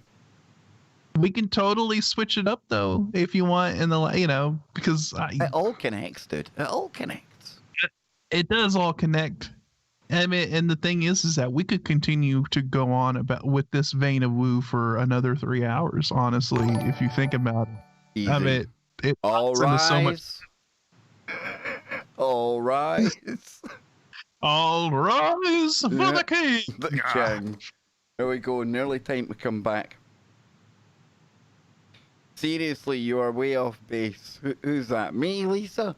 Off the Antarctic base. We're on the Antarctic base. We're right on it. We're right on it. We're right on it. Just about on it. Here we go. Watching the clock. I see you, clock. I see you. Bernaise sauce. Love that name. Easy. Awesome. Yes. Look at these people. Look at that. Look at these badges. Loving it. Lisa, you look so cool with that badge in there. So do you, Luna. Zoe Buttercup. Thank you very, very much. Here we go. Here we go.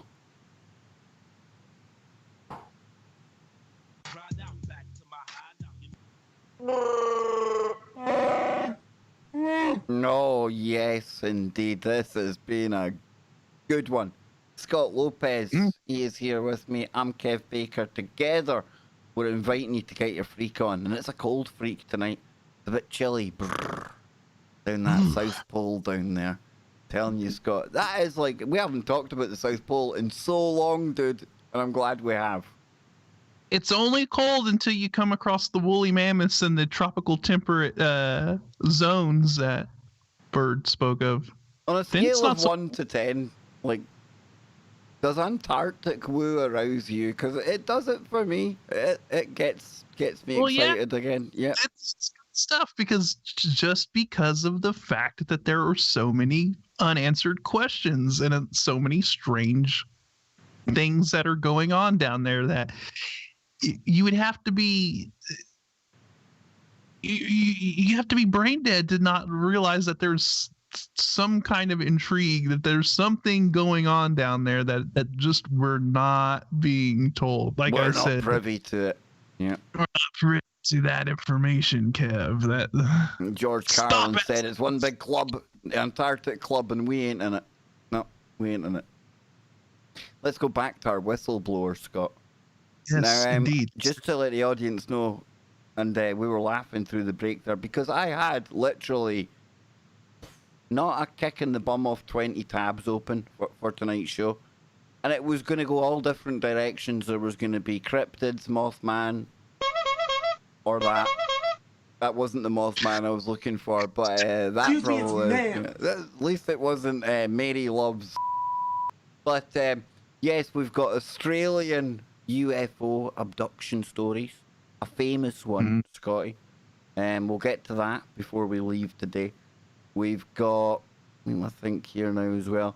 Oh yeah, we've got plenty, dude. We've got plenty. Let's just get back to our whistleblower. Let's do it.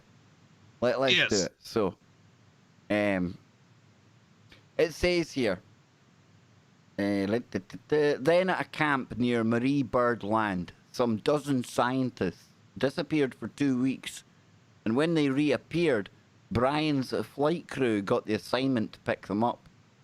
Brian says they would not talk and their faces looked scared. In an email to Mrs. Howe, he said, quote, "Another unique issue with the South Pole Station is that our aircraft are not allowed to fly over a certain area designated 5 miles from the station. Now, the reason stated because of an air sampling camp in that area. Feasible, but not very. This did not make any sense to any of us on the crew because on 2 different occasions we had to fly over the area. It was on the opposite side of the continent, and we have to refuel at the South Pole, and a direct course to this David camp was right over the air sampling station. Says the only thing we saw going over this camp was a very large hole going into the ice. You could fly one of our LC-130 craft into this thing. Now, if I'm right, that's like a Hercules, I think. Yeah, it is. I think it is Hercules. It's the Herc. That's what we went to America on. That's a big plane. It's not the bigger, like, cargo carrier, the Galaxy, I think it's called, that America's got, but it's big. It's the old school carrier that they used to use, like in Vietnam and stuff. So, yeah, not comfortable. I can assure you of that, folks. Trust me, take my word for it. Its talk among the flight crews was that there is a UFO base at the South Pole. and some of the crew heard talk from some of the scientists working with and interacting with the scientists at the air sampling camp / large ice hole. Earth Files has published a redacted DD-214 document, an Antarctic Service Medal given to Brian on November the 20th, 1984, in a bid to confirm his credentials. Okay then. So that DD-214, that lists your military service. Short of me going and digging that up to look at right now, that's pretty cool that that's been provided. The claims have caused ruptions in the UFO community. An article on unsilentmajoritynews.com said, over the years there's been a ton of articles on the internet dealing with mysteries and anomalies that involve the Antarctic. Many of them have been debunked, or at least the person writing claims to have been debunked various stories, and I too have personally written about the mysterious activity alleged to be taking place on the frozen continent. But the following story should be elevated above all others in my humble opinion. Why? What makes this story far more credible than the others is who did the research. Linda Moulton Howe isn't some internet hack.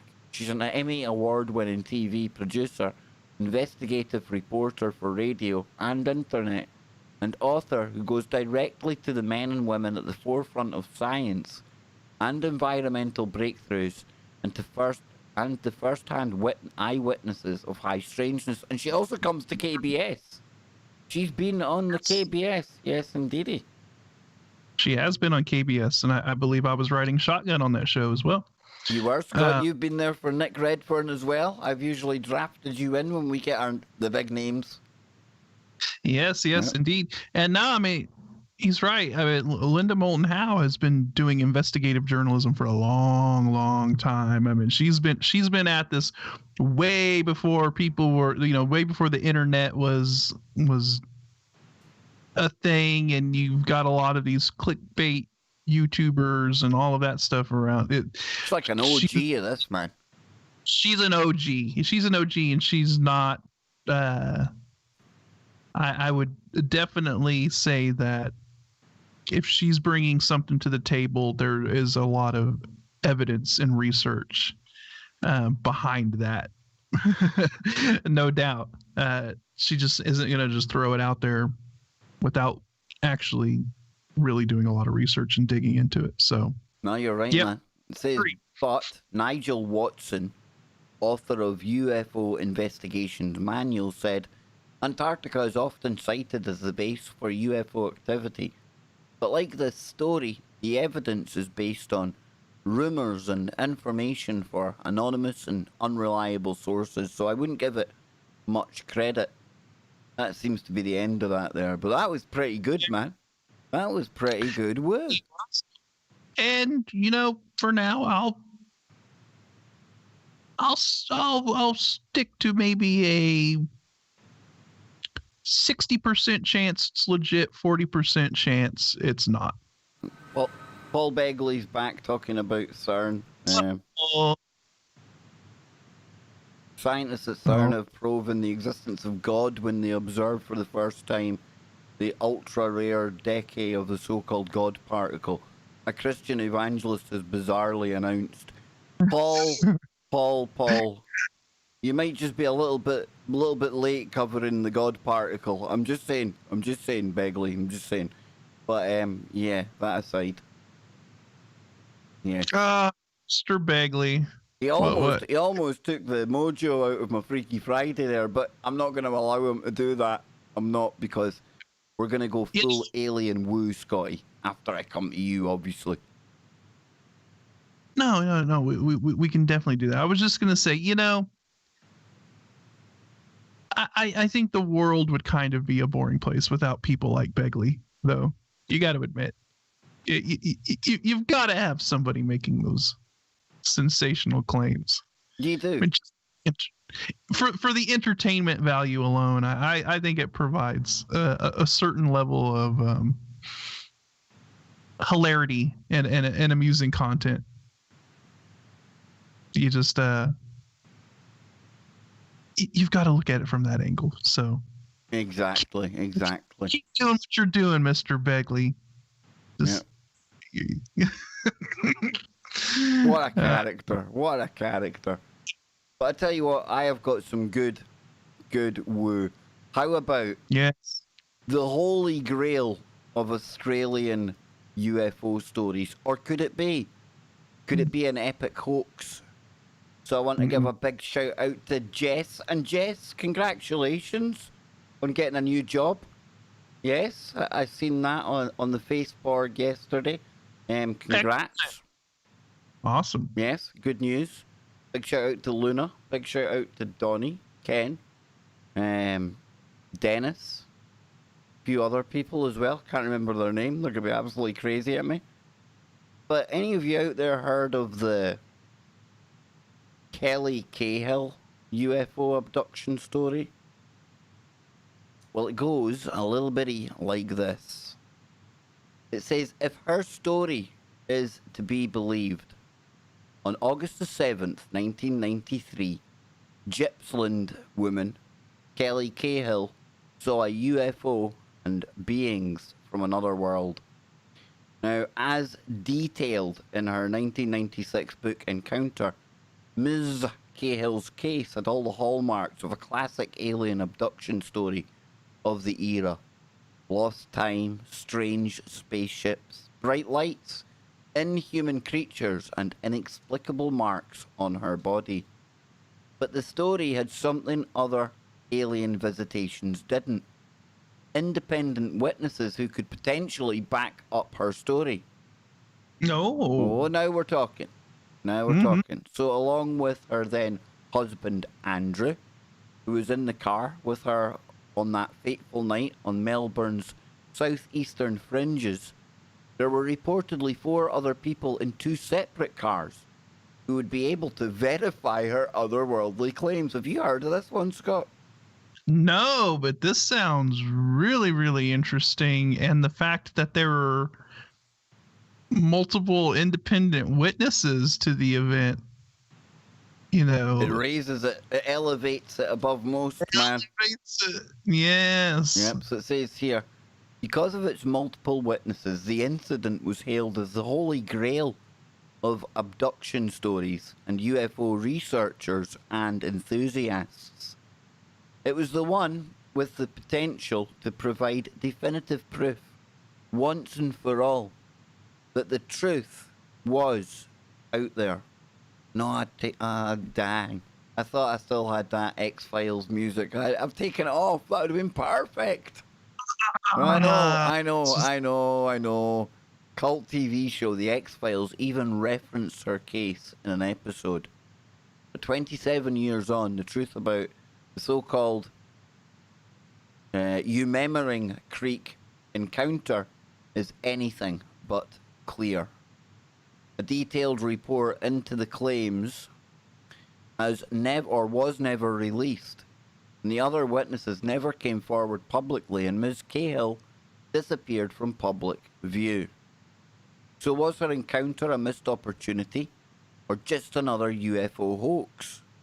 So according to Miss Cahill, she and her then husband Andrew were driving along the Belgrave Hallam Road in Narra Warren on that fateful winter's night in 1993.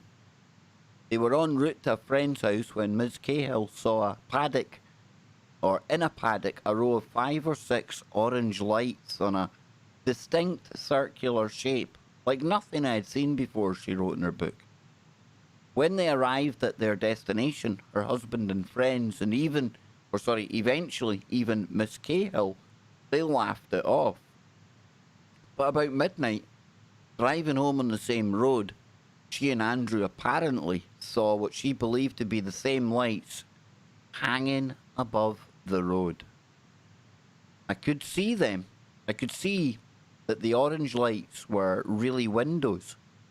I could make out figures standing behind the portals, Miss Cahill wrote. The object flew off at an incredible speed, but soon after they saw it again in a paddock on the side of the road. And after that, Ms. Cahill's memory blanked, quote, like a cut scene in a film, and their car had travelled several hundred metres down the road without them knowing. In the days and weeks that followed, she claimed to find strange marks on her body, including a small triangular wound below her belly button, and began experiencing stomach pains and night visitations from tall black hooded figures with lightly glowing red eyes. Through hypnosis, she said she was able to unlock her, quote, missing time. Her husband had pulled over and they got out of the car to get a better look at the brightly lit object in the paddock. Further back up the road, another car had parked, its occupants standing at the edge of the field. A tall, thin figure appeared in front of the object, and Ms. Cahill heard in her mind its thoughts, "Let's kill them."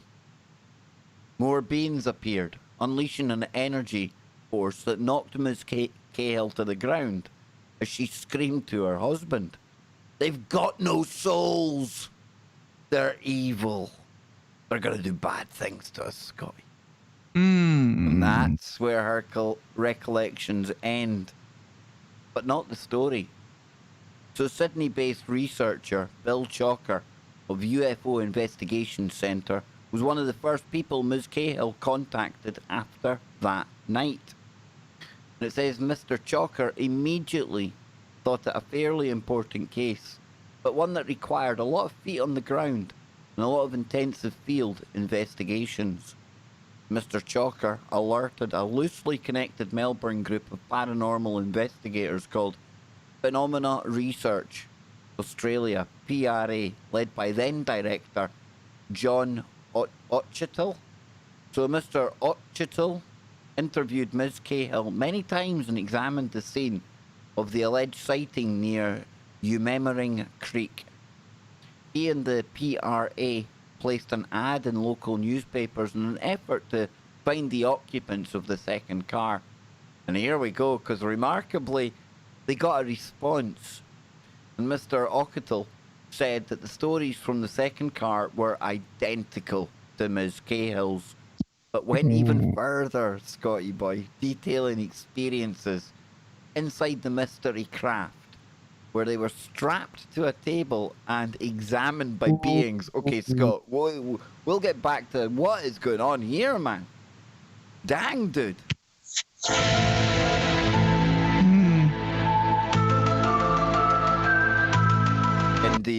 Indeed.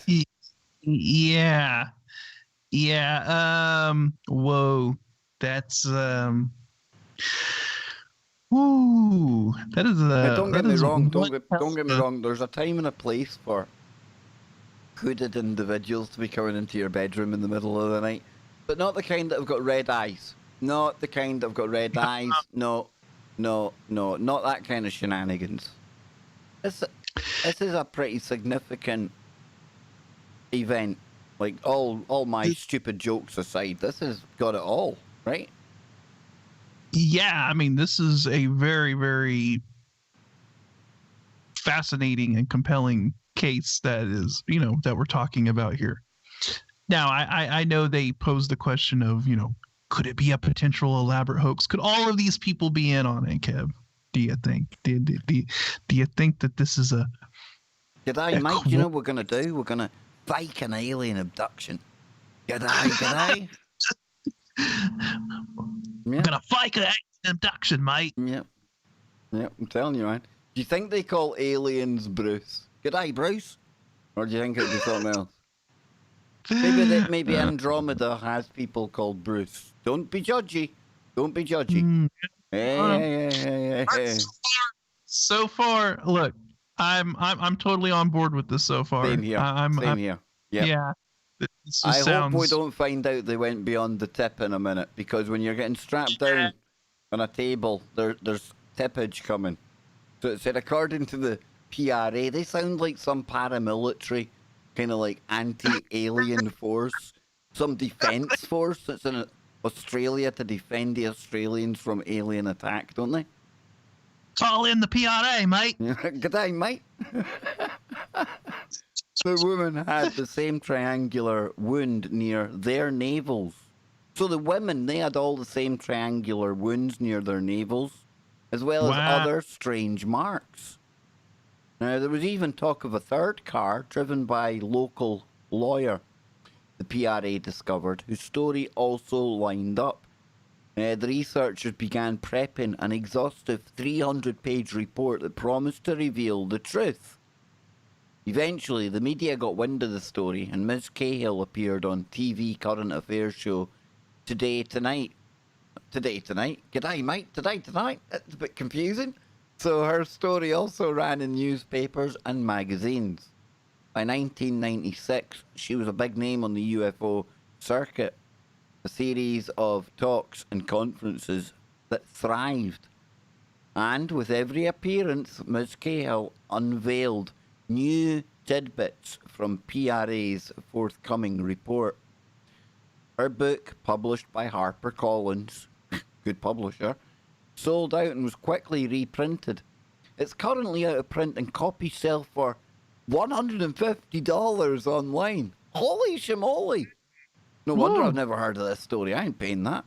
But by 1998, Ms. Cahill had disappeared from the scene, and none of the other witnesses, including her husband, or her ex-husband Andrew, had come out publicly to back her story. As for the PRA's report, it was also nowhere to be seen. Well, of course it was. The Australian men in black ain't going to let you see that.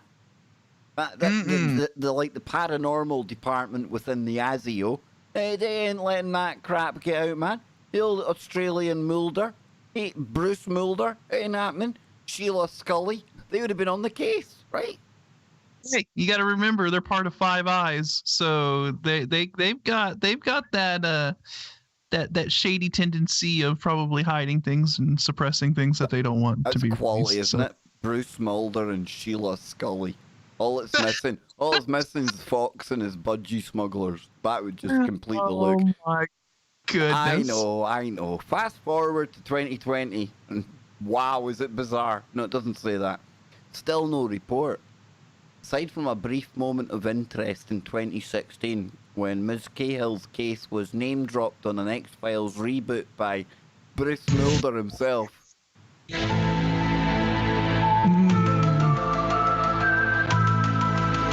Yep, the Umemmering Creek encounter has gone down in infamy. Yes, indeed. It says, as one Reddit user put it, I used to think this was the holy grail of encounter reports. I no longer hold that opinion. You skeptic! Remarkably, 27 years on from the event, John Occital told the ABC it was possible the PRA's report might still come out, but not soon. The case is so good, Mr. Occital said. Our report is worthy of release, but we won't release it now, because once we release our report, then we become the focus of the case. Our idea was we would release the report and then bring the witnesses out.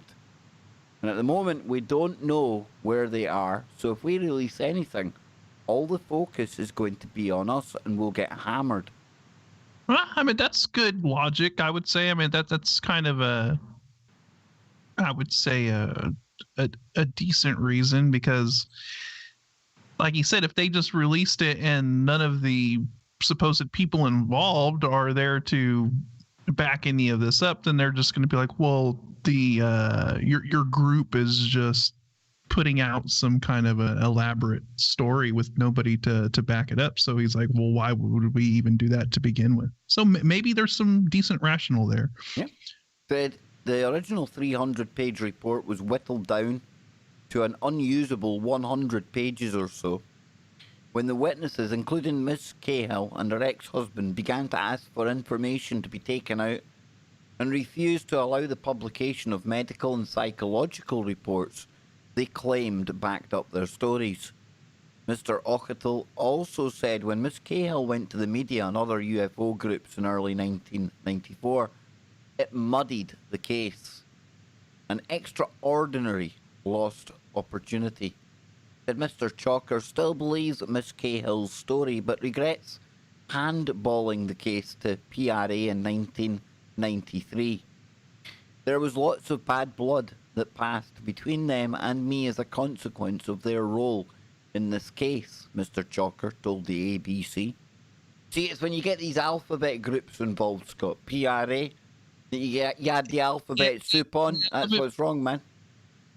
I mean, and they're right. I think once a lot of this attention started getting focused on it, especially from like mainstream media and all of that, that all of a sudden there was going to be a narrative crafted around the entire thing that was going to muddy the whole thing. And so I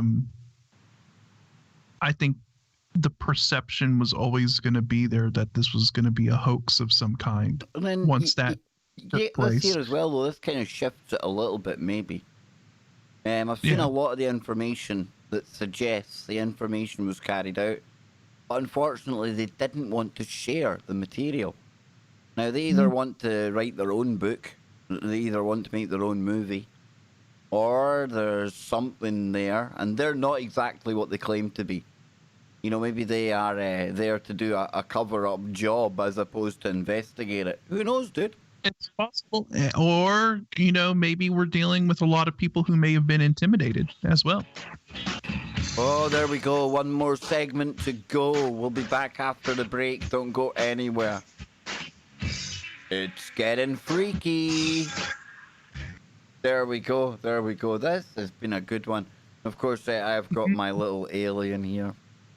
Ah, it's very fitting for the topic at hand. Isn't he? He absolutely, categorically, four-fingered, hands down, said to me, Kevin, I love you, and I promise, never more than the tip. He gets to stay. He gets to stay. Yeah, definitely, man. The Wookiee, his nose is out of joint, dude. Honestly, the Wookiee looks like he's Crabbit. He's got like that kind of look on his face, like he's now second best. You can never make the Suki. Nobody could make the Wookiee second best. Nobody puts Wookiee in the corner, Scott. Is the Wookiee jealous of his new alien brother? Talking of Wookiees, Mamo, have a great time at work. I didn't mean it. You're not a Wookiee. It is what it is. G'day, mate. Yalla. So, when we come back, we're going to get back into this crazy good story, right? Crazy good. Try to think what else I've got. I've got about 50 bajillion tabs here.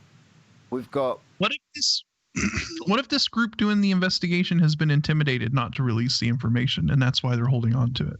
What if they've been told... I like it. If we can sprinkle Bernays sauce on this, I like it. Yeah. Because, you know, maybe they were just told, look, don't do it, or something bad's going to happen.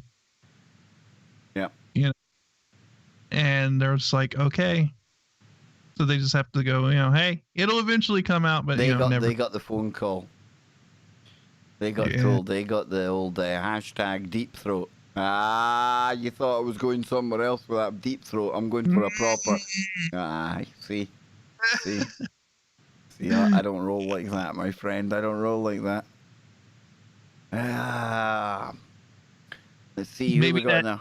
Maybe that deep, you know what, is the hole that was found down there. Maybe that's what's sticking out. Big dark crevice that's down on the ice, parted by two cheeks of the glacier. Yes, probably. Indeedy.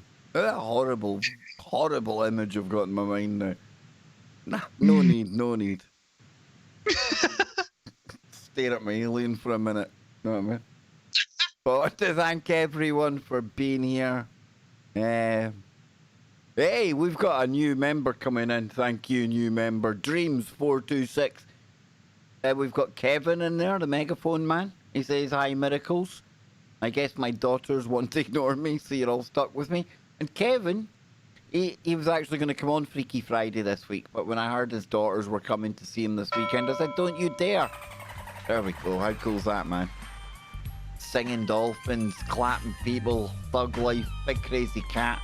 Welcome. The cat is meant to hypnotize more people into ringing the bell. The bell, Scott. Ring the bell. Quasimodo, Get that bell, man. everyone. It's my Quasimodo impersonation. What can I say, dude? It's crap, I know. The bells. The bells. Yep. Nearly that time. Hang on, where are we? There we are. Yes, indeed. And of course, don't forget, folks, coming up right after we finish here, Brent Thomas will be on TFR, and he also does YouTube simulcast as well. So either way, as long as you get to the woo, have at it. And Brent, top guy. Top guy. Here we go. Yeah.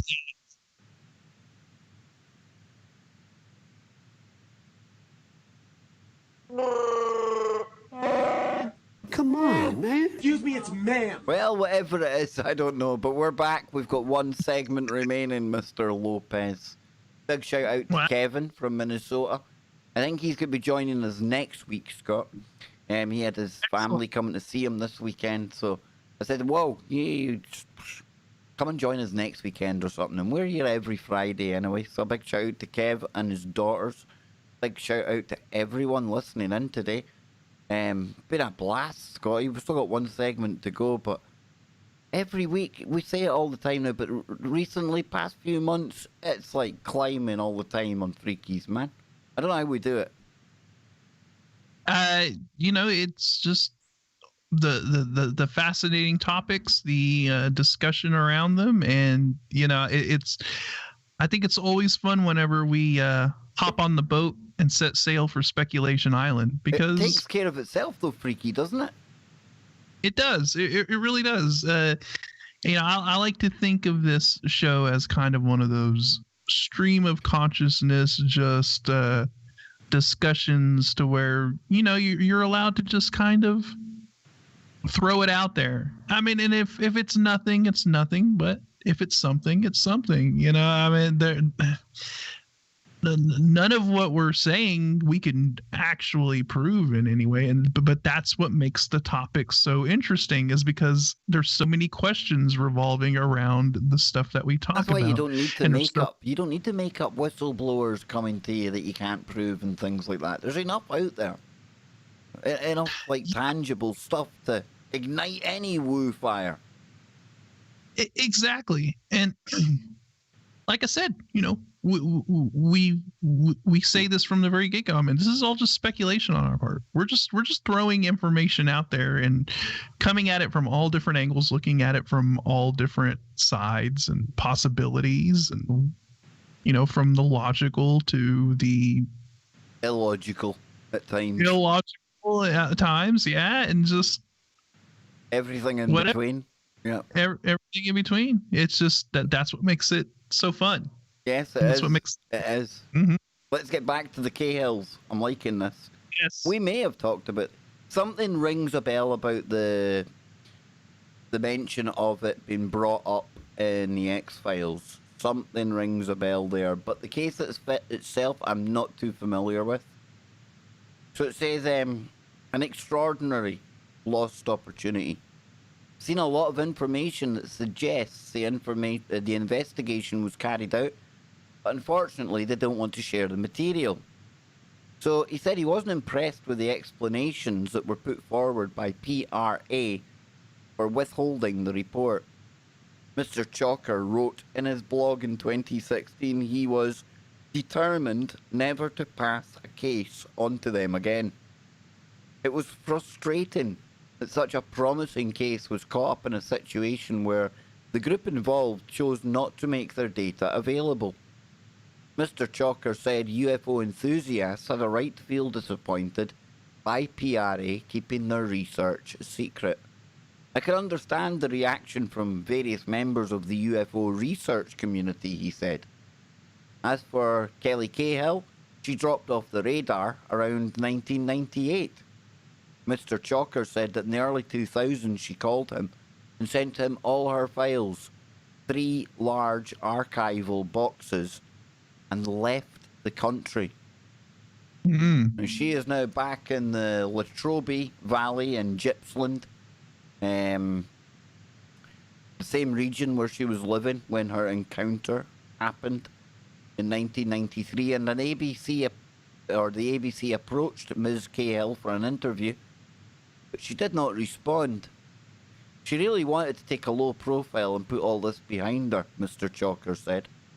And she spent a lot of time trying to raise the profile of this episode and wanted to have the other witnesses come out as well.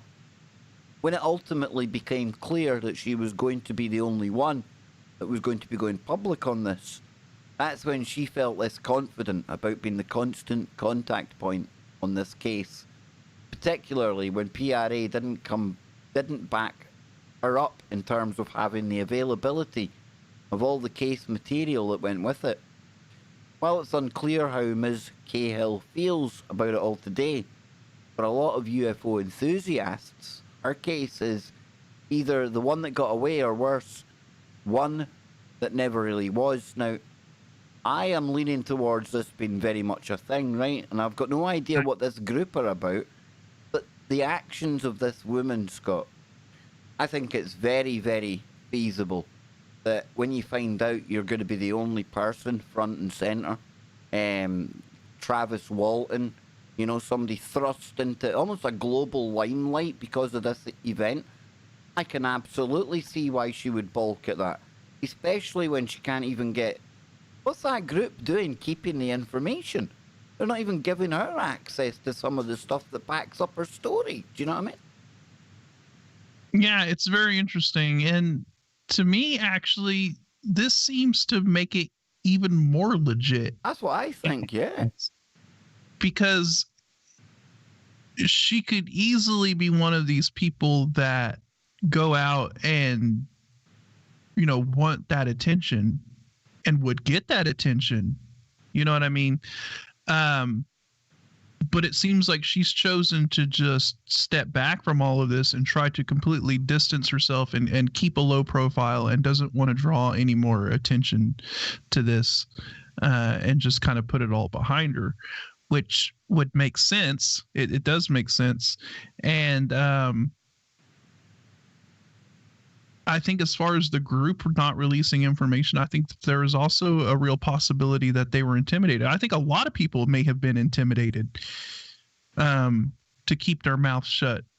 I think these other witnesses that, you know, in these cars that came out, I think they may have been intimidated as well. So that's where I'm at with all of this. I think this was a legit incident. You had this group put out start to gather information, found corroborating witnesses, and was starting to put together a pretty comprehensive report. And somebody didn't want that information coming out and told and intimidated everyone at some level. But yeah. Yeah, I was just looking there. Unfortunately, all the clips of her are quite long. I was going to see if we could listen to a bit of one. It might just have to be something that we have to do kind of an in-depth look at. I think so, you know. There's definitely enough here to... let's have a listen to this. Between 6 and 8, I would assume. Okay. They're fairly hang on. Yeah, they're very close together as well. Right. Hang on, folks. I've got the playback speed all wrong. In fact, maybe I want it all wrong. That's what I want, actually. Okay, let's listen to this. Between 6 and 8, I would assume. Okay. They're fairly intense, or? Yeah, they're very close together as well. Right, okay. 4 years ago, Kelly Carr was a mother and housewife with no interest in spaceships or aliens. Now she's using technology to reconstruct images of her own encounter. It does give the idea of the lights there, but, you know, the brightness of the light, it gives a good impression, except that the colour doesn't seem right. Kelly's account starts in August 1993. My husband and I were driving up to my girlfriend's place in Monbulk, which is in the Dandenong Mountains. We were driving on Belgrave Hallam Road, and it was just on dusk. I saw what I thought was round orange lights in the field. It looked unusual to me. Later that night, retracing their route home, Kelly noticed something else unusual. It's about a kilometre or so in front of us, about twice the height of the treetops. We could see this object, which at first I thought was a blimp. It had the shape of a blimp, but it was light. The shape of a blimp.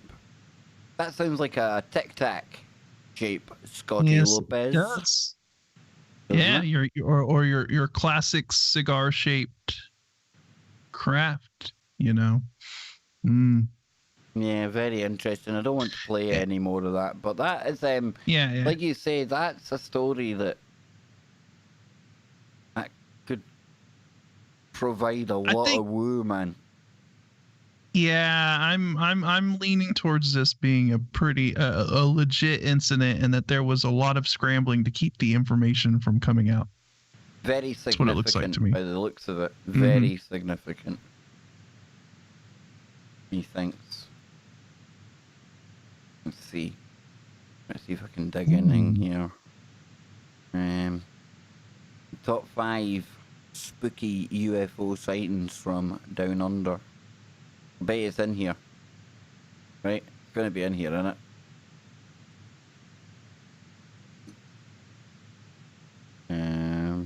I think we... we done this one before. We done this one. Yeah, we done this one. Yeah. That's where we recognise the story from.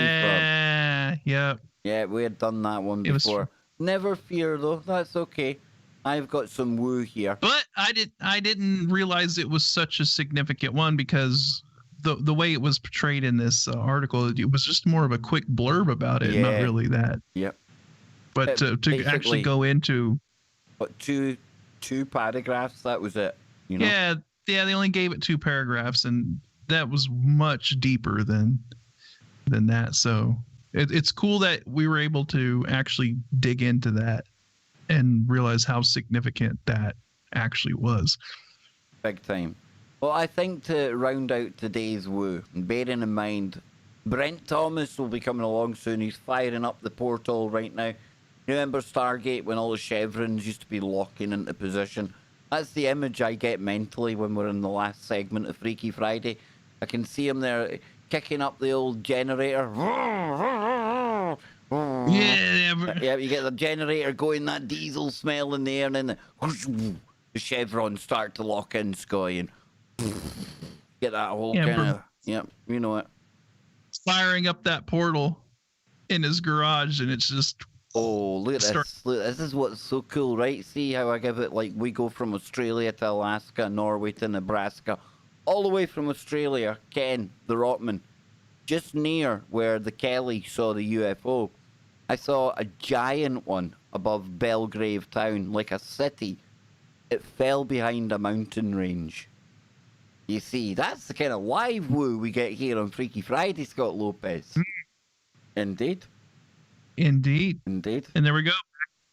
Hey, here's the question. These abductees, what if they weren't taken off-world? What if they were taken in-world? Damn. In-world. Dang, dude. When you're in a craft, I mean, you're just in a craft, really, where you think you are. I mean, how would you know? You know, if you're lying staring up at the ceiling, you're strapped down, and you're sitting there like me praying it's a warm tip and not too blunt. I mean, I don't know if I'd be taking in the scenery of where I am at that point. I'm just saying. Yeah, I don't think you would have any sort of awareness of exactly your location in space at where you're. You could be taking a trip down to Agartha. You have got more pressing things on your mind at that point. Literally. Yes. Yeah. Yes. Then a big Nordic walks in the room. Ba-da-ba-ba-dow. Oh,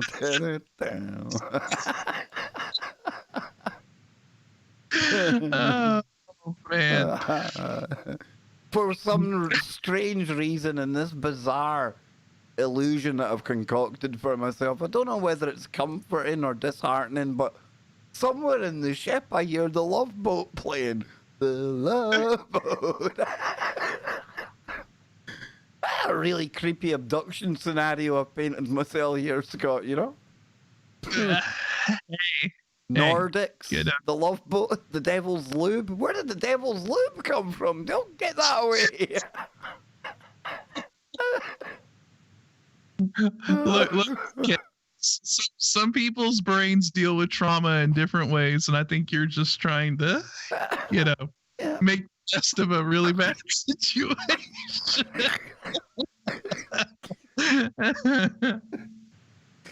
Oh, hey, dear me. I noticed you have a tab with Joe Exotic on I there. do have Joe Exotic. Well, we go to Joe Exotic, man.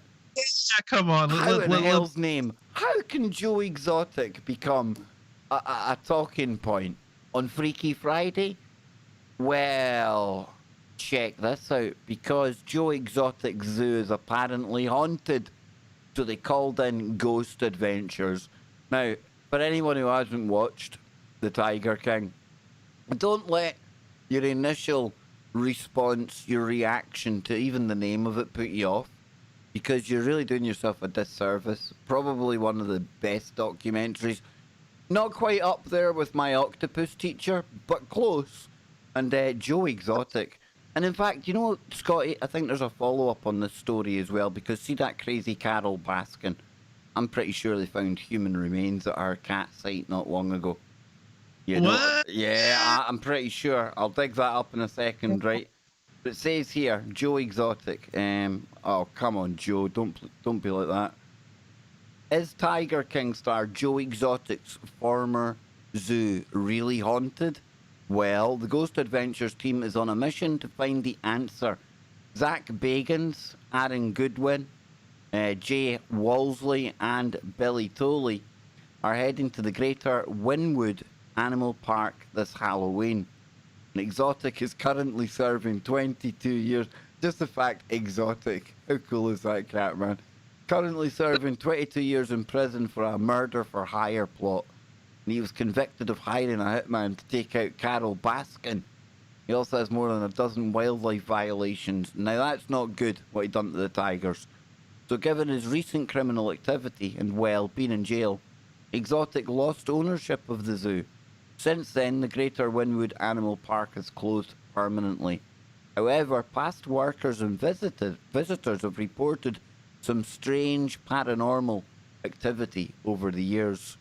As we learned in Netflix's Tiger King, the zoo has quite a history of both animal tragedy and drama. And the only reason I laugh there is because just remembering that documentary, and the reason Popeye put me onto it. That's the reason I watched it. Him and Popeye. You, Scott Lopez. Yep. Well, yeah, Popeye's like, dude, you need to watch it. And I was like, okay. He convinced me. And yeah, once I got through the first episode, I was like, oh. It's compelling. Yeah. It's compelling. Yeah. Compelling. You're and watching next through thing the cracks in your fingers thinking, how much more bizarre and outlandish can this possibly get? You want to talk about witnessing a train wreck in slow motion? Well, in real time. Whatever. Is that what a trailer park circus looks like, Scott? You know what? As soon as that first episode popped up and I saw it was occurring in Wynnewood, Oklahoma, I was like, okay, I know what I'm in for now. Yeah. You had a kind of rough idea. There's certain areas of this country where you know where this is going to lead. Yeah. So naturally, Ghost Adventures was called in to investigate. They'll be taking part in a paranormal lockdown at the zoo as part of a 2-hour special that arrives later this month. Ghost Adventures' fearless and truly fashionable leader, Zach Bagans, says that the investigation was wild and truly not what they anticipated. Says, Scotty, this investigation was wild from beginning to end. We went into it thinking we knew a little about this story already, but there were so many surprises at every turn. It's a supercharged location, and it felt surreal to be there. This special is all the drama, characters, and twists that you would expect in any Joe Exotic story. But just when you think you've seen and heard it all, there's more. According to a press release, Jeff and Lauren Lowe, who purchased the zoo in 2016, scumbags, reveal some startling facts in the upcoming episode.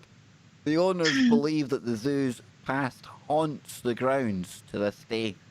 As well, employees believe that the spirit of Travis Maldonado is still very present. So Maldonado, tragically, he passed away inside the zoo. And Ghost Adventures episode will include exclusive interviews with zoo staff, including Eric Cowie and Alan Glover. And other animal or other familiar faces from Tiger King will also be appearing in the episode. So yeah, there you go. Be on later on in October 29th at 9 p.m. Eastern Time.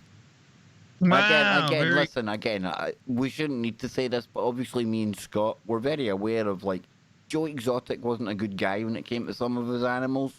We're not endorsing him for that, you know what I'm saying? But that's a crazy show, dude.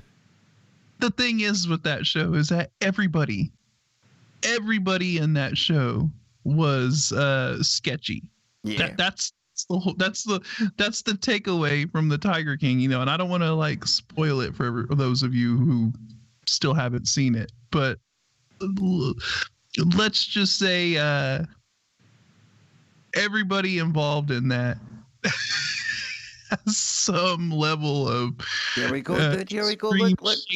Look, here we go. See? Breakthrough and mystery of Tiger King's star's missing husband. She done it.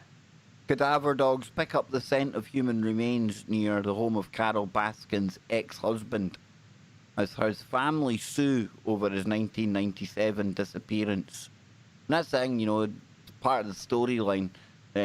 You've got two rival kind of people. And in the background with one of them is this really strange story about how the husband just literally one day got up and disappeared.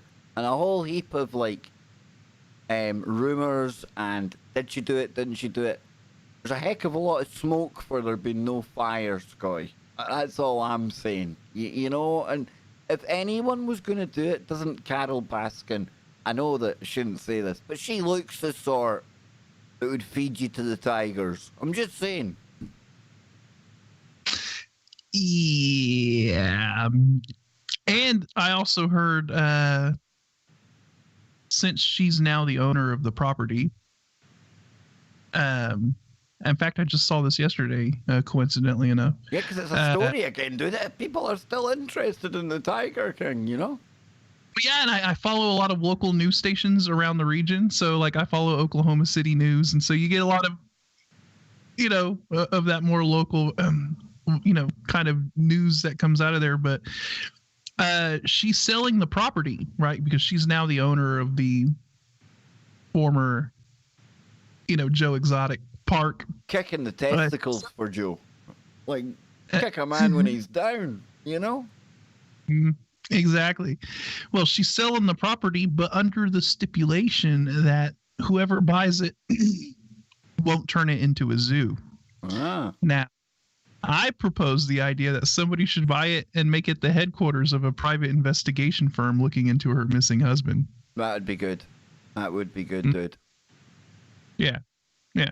But, you know, very interesting that it seems to be an extremely haunted location. And, you know, for those of you who've seen the documentary, you'll know that somebody tragically self-deleted there. And there's a lot of... I think there's a lot of energy that might be tied to that place. Just with the this way, the cats weren't the only thing Joe was grooming from time to time on that circus. No, whatever you want to call it. No. It was dodgy individual. Dodgy. Yeah. He had like by the end of it, it was like a crazy like cougar cult he had, right? Remember he had all the chicks like to work there, they had to like be scantily dressed, and that's the other guy. That's yeah, not even that was the dude I said the scummy dude. That's right. Yeah, he's the one that's like a mad, like crazy, likes his brown chicken, brown cow. Yeah.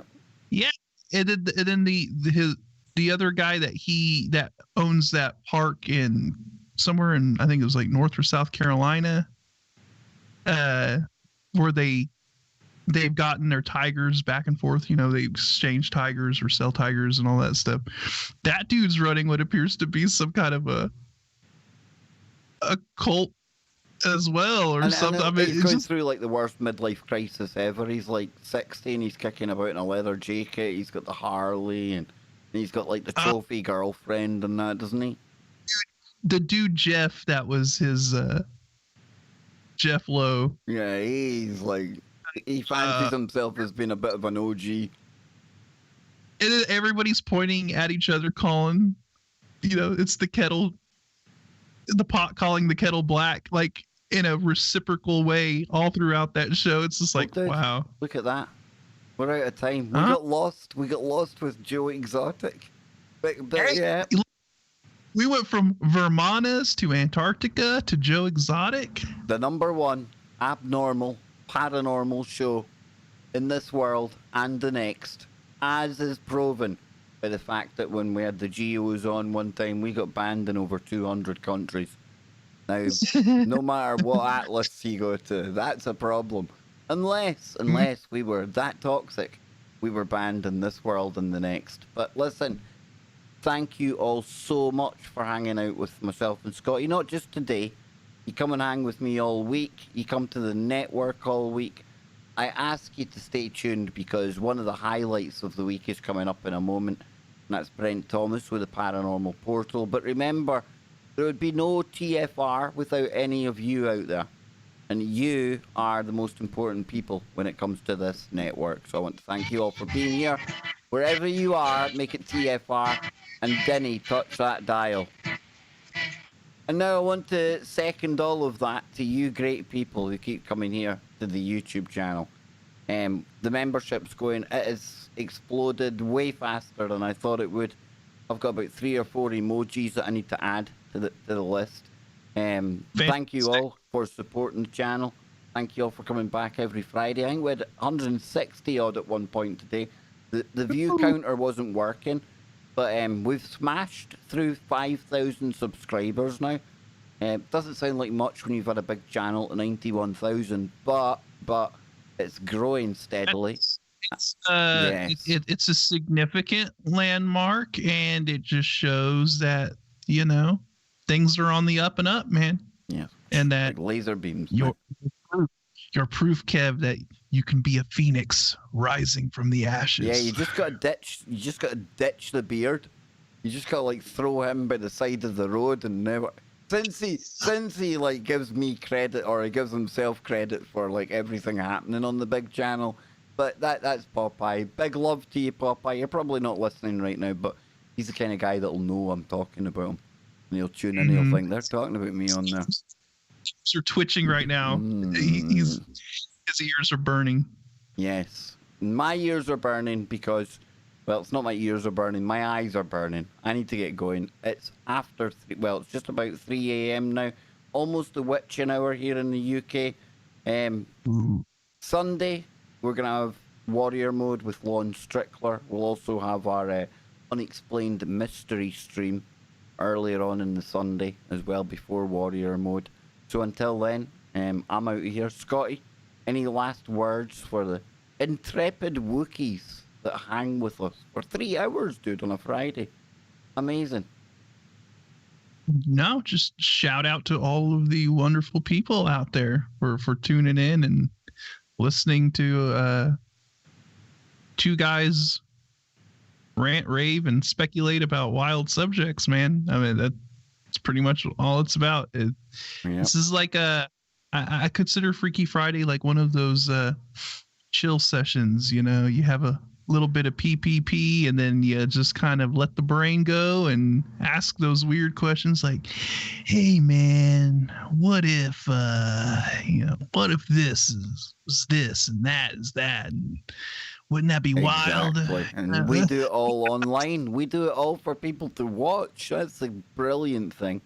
So with that said, we are going to get out of here. I've had a blast. Scotty's had a blast. We'll be back very, very soon. Don't forget, tomorrow night will be a premiere of the Jimmy Jeans Antarctica is Atlantis show that we've done. So I'll be in the chat room for that. Hopefully we'll see you there.